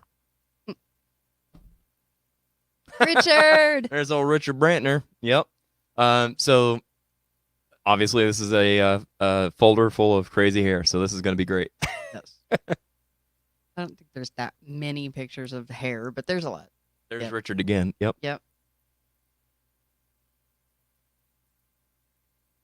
Yep, that's Richard still. So much spotlighting on Richard. And that would be you. Oh yeah, that's back the last time Way I had back. long hair. Yeah. Yeah, that's cool. Okay. I couldn't find the one that I had of Cody. Oh yeah. And actually, I think it is in there. I just didn't get it moved over to that folder because I've got some really good pictures of Cody and his hair and the beard. All right, here's another good one. We talked about the subject, so here's a folder called Funny Faces. Brian Raid. Yep, Brian Wade with a crazy face. Oh, Yep. yeah. That's the sign of a good musician. Like they're in the moment and they're not worried about what they look like. They're No. worried about how they sound. Yeah. So very cool. Brian Stokes. Dozing off, it looks like. Josh. Oh, That one. God. That one kills me. I never did post that one. I think I sent it to you, but I don't remember. But yeah. I don't know if I couldn't even duplicate that face. Yeah. And why would I want to? That's like one of the ones that it's like I have it, but it never got posted. I always say I save those till I need them. Yeah, that's a good idea. Very good idea. Oh, you evil man. What do you expect? I shoot people. Yep.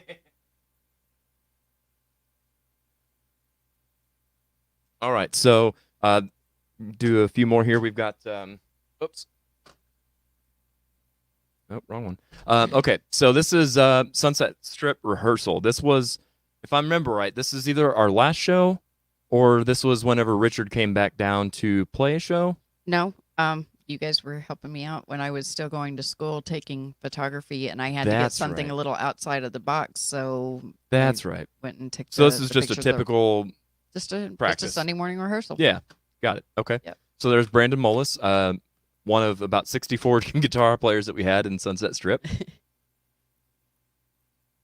Mike Cruz, playing keys. There's my back. There's my front. With your coffee. Notice the coffee. Yep. I'm forever drinking coffee. People think I make that up, but it's true. Man, by the way, look how skinny I used to be. Yep, Brandon playing some guitar. Mike tickling the ivories. Now that's a cool shot. I did that one intentionally because I wanted it going across the mixer board, Yeah. soundboard, whatever. So, and again, I don't know anything about photography, but I'm going to go on a limb here and use the term because I did take a video class in high school 100 years ago.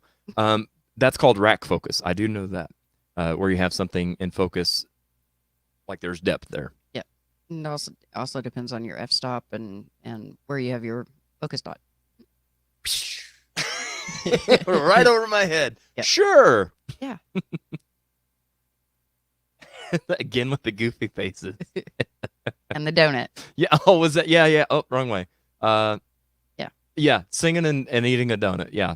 Well, I mean, it was a Sunday morning, so And it was cold. it was cold. Yeah. Everybody's bundled up except for me because I practice how I play. Like I move around. Yep. That's a thing for me. I don't know about other singers, but that's like if I'm not singing, like I'm playing air guitar. It's kind of a go-to for myself. Hitting the high notes. I don't like the way I sound. Yeah, even Brian's all bundled up, which is a rare occasion. Still wearing shorts, but he was bundled. Well, I mean, it's Yeah. Brian, of course. Yeah. All right, so let's now go from that and let's see how that translates live.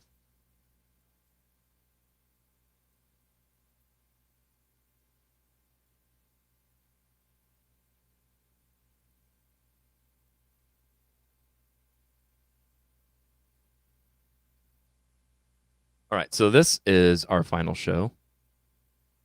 Should I do this one or should I do the other one? Which one? The final show or just one labeled Sunset Strip? Final. Okay. So, this was, let me see here, December. Here you go, Marty. I remember a date. December 17th of 2017. I was there. Yeah, there you go. I think I was there. All right. So, yes, this is at Genesis Place. And there you can see I'm wearing some stage attire, not just jeans and a t-shirt. Good shot. Okay. Now then, I'm going to skip over that and we're going to go back to that. Okay. John Boos. So that was a cool thing for me. Like, obviously, we had many people over the course of the 6 or 7 years that we were a band. So it was cool to have a lot of in fact, I think all of the former members be there to kind of sit in and do a song with us and stuff on our final show. So that was cool. It's a cool photo of Brandon with Josh in the background. So here is a super rare sight. This is Brian up on the microphone singing because I was back there playing drums for School's Out for Summer by Alice Cooper. So I was like, here, I'll take your drums, but you got to take the mic. And he's like, I don't know about all that. He did good, though. He did do good. He did. It's a cool shot of Josh playing the bass. Now, over time, you've done several shots like this. That's a cool shot, I've got to say. That's one of my favorites. This is probably is this Burn in Hell by Twisted Sister, do you think? Might have been. It might have been something different. I don't think it was because the one that I took of you with that during the intro didn't turn out that way. Gotcha. So Yeah, so we used to do Burn in Hell by Twisted Sister, and I would always start the song, Welcome to the Abandoned Land. And I would always like have my hair in my face and this, kind of look down with light shining up kind of thing. the light box with the red. Yeah. Yeah. Yep. In fact, I think I included that in some of the pictures that I sent, but I don't remember what folder. Yep, and there's Aaron Anderson, who was a drummer for us for a while, so he sat in and did a song with us. Very cool.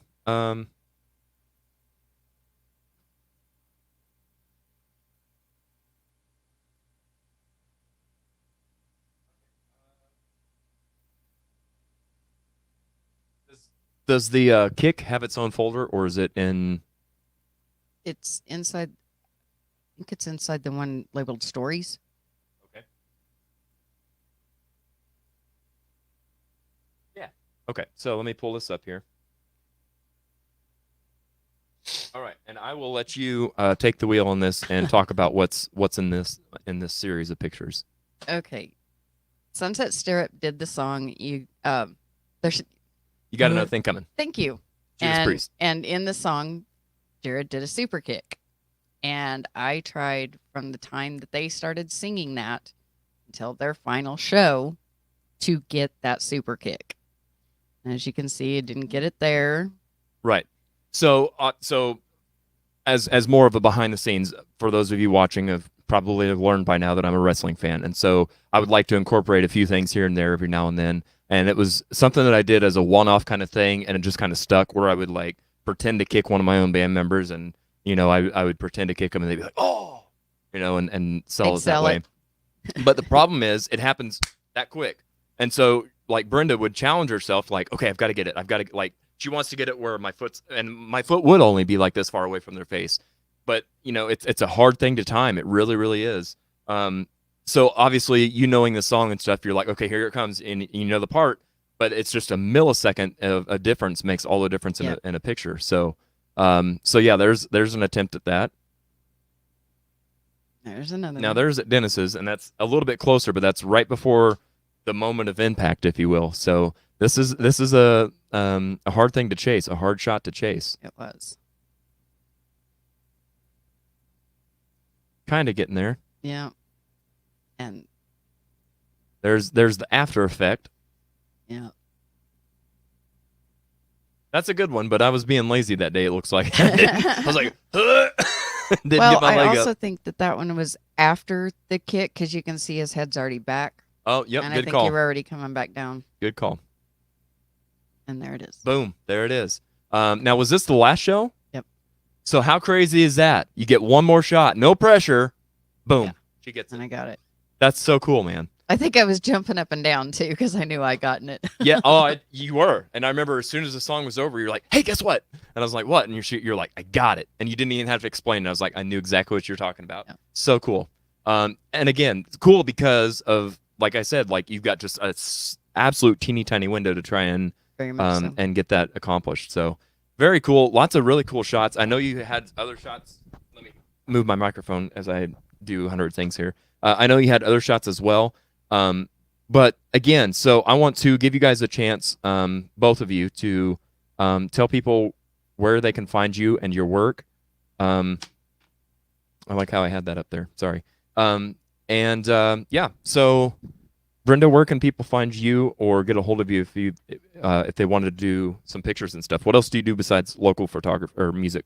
Well, I haven't really done much photography in the past couple of years. Not since Sunset Strip broke up, and taking care of my mother became more of a full-time job. For sure. So right now, I'm not doing anything with photography other than just the occasionally, if I can get out, I take my camera and I decide when I'm there if I'm going to take a picture and if I'm going to take pictures or not. But right now, it's just not in the cards. That's fair. So. That's totally fair. But I do have Raven Angel Photography. Actually, it's Raven Angel Photos, but they can get to it from my Facebook page. If they want to look at anything, they're more than welcome to. Yeah, for sure. Marjorie says, I miss Sunset Strip. Yeah, I same. do too, Marjorie. It was a lot of fun. A lot of good times. Julie says, Jared, who is your favorite purveyor of the super kick? Mine is Shawn Michaels. It's absolutely true. That's the king. And that's exactly what I was going for. I just didn't look as good doing it. Elke says, great pictures, Brenda. Yeah, great pictures for both of you. Marty, how about yourself? Where can people find you? They can get a hold of me on Facebook, instant messenger. My phone number is at the very top of the page on my Facebook page. There you go. And what else do you do besides local live music? Oh, I do senior pictures, family pictures, maternity pictures, weddings, pretty much whatever needs to be done. Yeah, very cool. Marjorie says, you still have to do my graduation pics, Brenda. Yes, I know. See, she'll come out. It's just got to be for the right thing, under the right circumstances. So, very cool. Okay, now then, let me see if I can get this set up somewhere. I've got 3 mouses, 3 mice, to try and coordinate and track down here between all these different things. So, here we go. Final thoughts. All right. That is, we're going to go ahead and wrap this up. My final thoughts are this. Thank you so much, Brenda, and thank you so much, Marty, for being here. I know both of you guys prefer to be behind the camera instead of in front of the camera.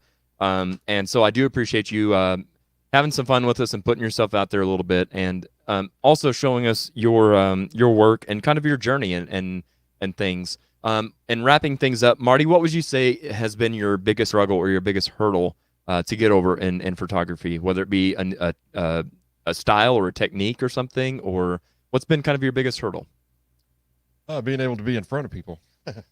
There you go. That's not a big thing for me. Yeah. Like I say, I think I told you the other day, I'd take F's in school if I had to get up in front of class. Right.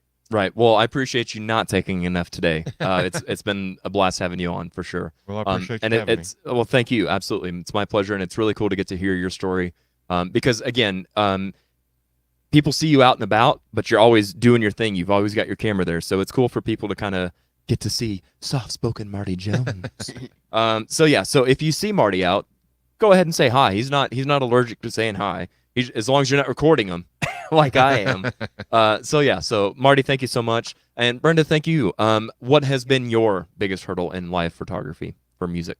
Well, I was really hoping you would show the one picture because you had something to do with that. There have been twice in my life that I have been so seriously close to getting rid of it all. Right. Not being a photographer anymore, not taking pictures, keeping my camera just to take pictures of my grandson and my kids. But there have been 2 times that you've given me a call or you've messaged me and said, hey, you've got to be here. You need to take these pictures. And because of you, I have gotten some of the best pictures that I've ever taken. Well, It's in Stories and it's Element A4. okay. Yeah, And I don't know which one it is. that's all right. Oh, actually, I do remember the show. This is cool stuff. Let me switch over to make sure I'm on the right thing here. Okay. Let me switch over to this real quick. There we go. All right, so this is a mic stand. Yes. Now this is at what? That was Halo's mic stand from Element A440. There you go. That was at the ballroom. Yeah. But this band impressed me more than Doyle did. Mm-hmm. Yep. They put on a really good show. Yes, they did.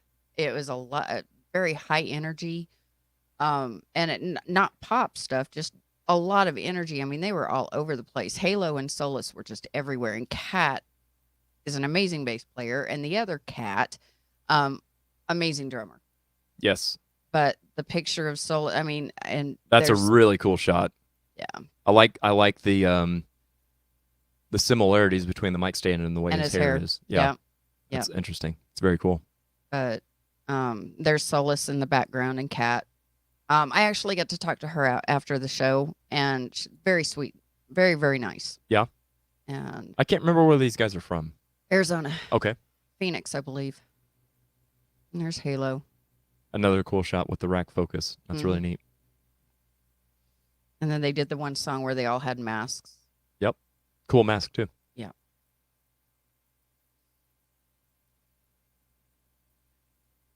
That's just a badass mic stand. Yeah, it is. Yeah, it was like, God, I bet you can't get that at Guitar Center. Oh, probably not.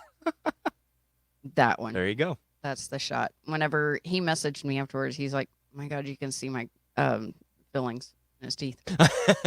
Yeah, you can, huh? Yep. No, that's a really He cool. actually used that as his profile picture over on Instagram. But the cool thing about that is you got the movement of the hair. You can see if you look at his necklace, it hasn't settled from where he's. Oh yeah. Yep. There's just that's probably one of my top 5 pictures. Yeah, that's a solid picture for sure, and like perfect lighting too. Yeah. It all tells a story. Yep. And I wouldn't have gotten it if it hadn't been for you. Well, I'm glad that I was able to help out with that. But all I did is say, "Hey, come here," and you did the job. You made the magic happen. So Yeah. good on you. But and you've done that on more than one occasion. Well, I'm a big believer in trying to give back to those who have supported me and others. So I'm glad that I was able to do that. All right, let me switch this back over one last time. And there we go. Okay, now then. Jason West says, good show. Brian says, good show. Thank you very much, gentlemen. I appreciate it. And Jason, I'm going to start calling you Ed McMahon. May need 2 more of 7 songs. Marty and Brenda pick a song each. Yes, I agree. So I lost count, but I will go ahead while you're here on the air. Of any song, any genre, anything. Brenda, what's the song that I should try to rank next week? Oh, wow. Not to put you on the spot or anything. Slade. Keep your hands off my power supply.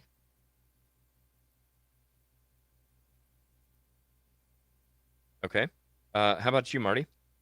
I'll go with Chris Snyder's Black and Blue. You need to check out Nasty Nasty. Nasty Nasty. Is that also by Black and Blue? Yep. All right. I Dig dig it. They have several CDs out there. They were actually discovered by Gene Simmons. Oh, really? And their guitar player is now the guitar player for Kiss. Really? Yep. Wait, Eric Carr? No, No, not Eric. Tommy Thayer. Yeah, he was the guitar player for Black and Blue. No kidding. Yep. Wow. So, and that's the thing too. Like, I didn't preface this today's show with that, but I don't like on that segment. I don't like to do a lot of research. I like to be as naive about it and just listen to the song for what it is. So that's a really cool tidbit. That's really neat. Yeah, I'm just a big fat book of useless musical knowledge.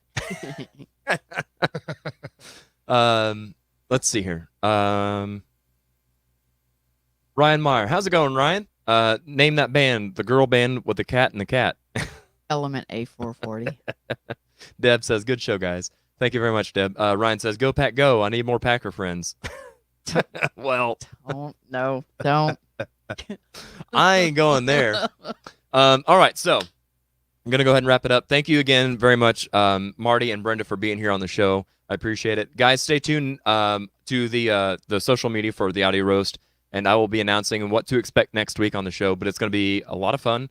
Just got to get guests confirmed and that kind of stuff. I don't like to announce anything until it's all bundled up and signed, sealed, and delivered. So, okay, well, that is going to call it a show. Thank you guys so much for joining us and sticking around. I appreciate you very much. Please do remember that times are hard for everybody right now. So may your coffee and your love of music be strong, but your sense of humor be even stronger. And we will see you next week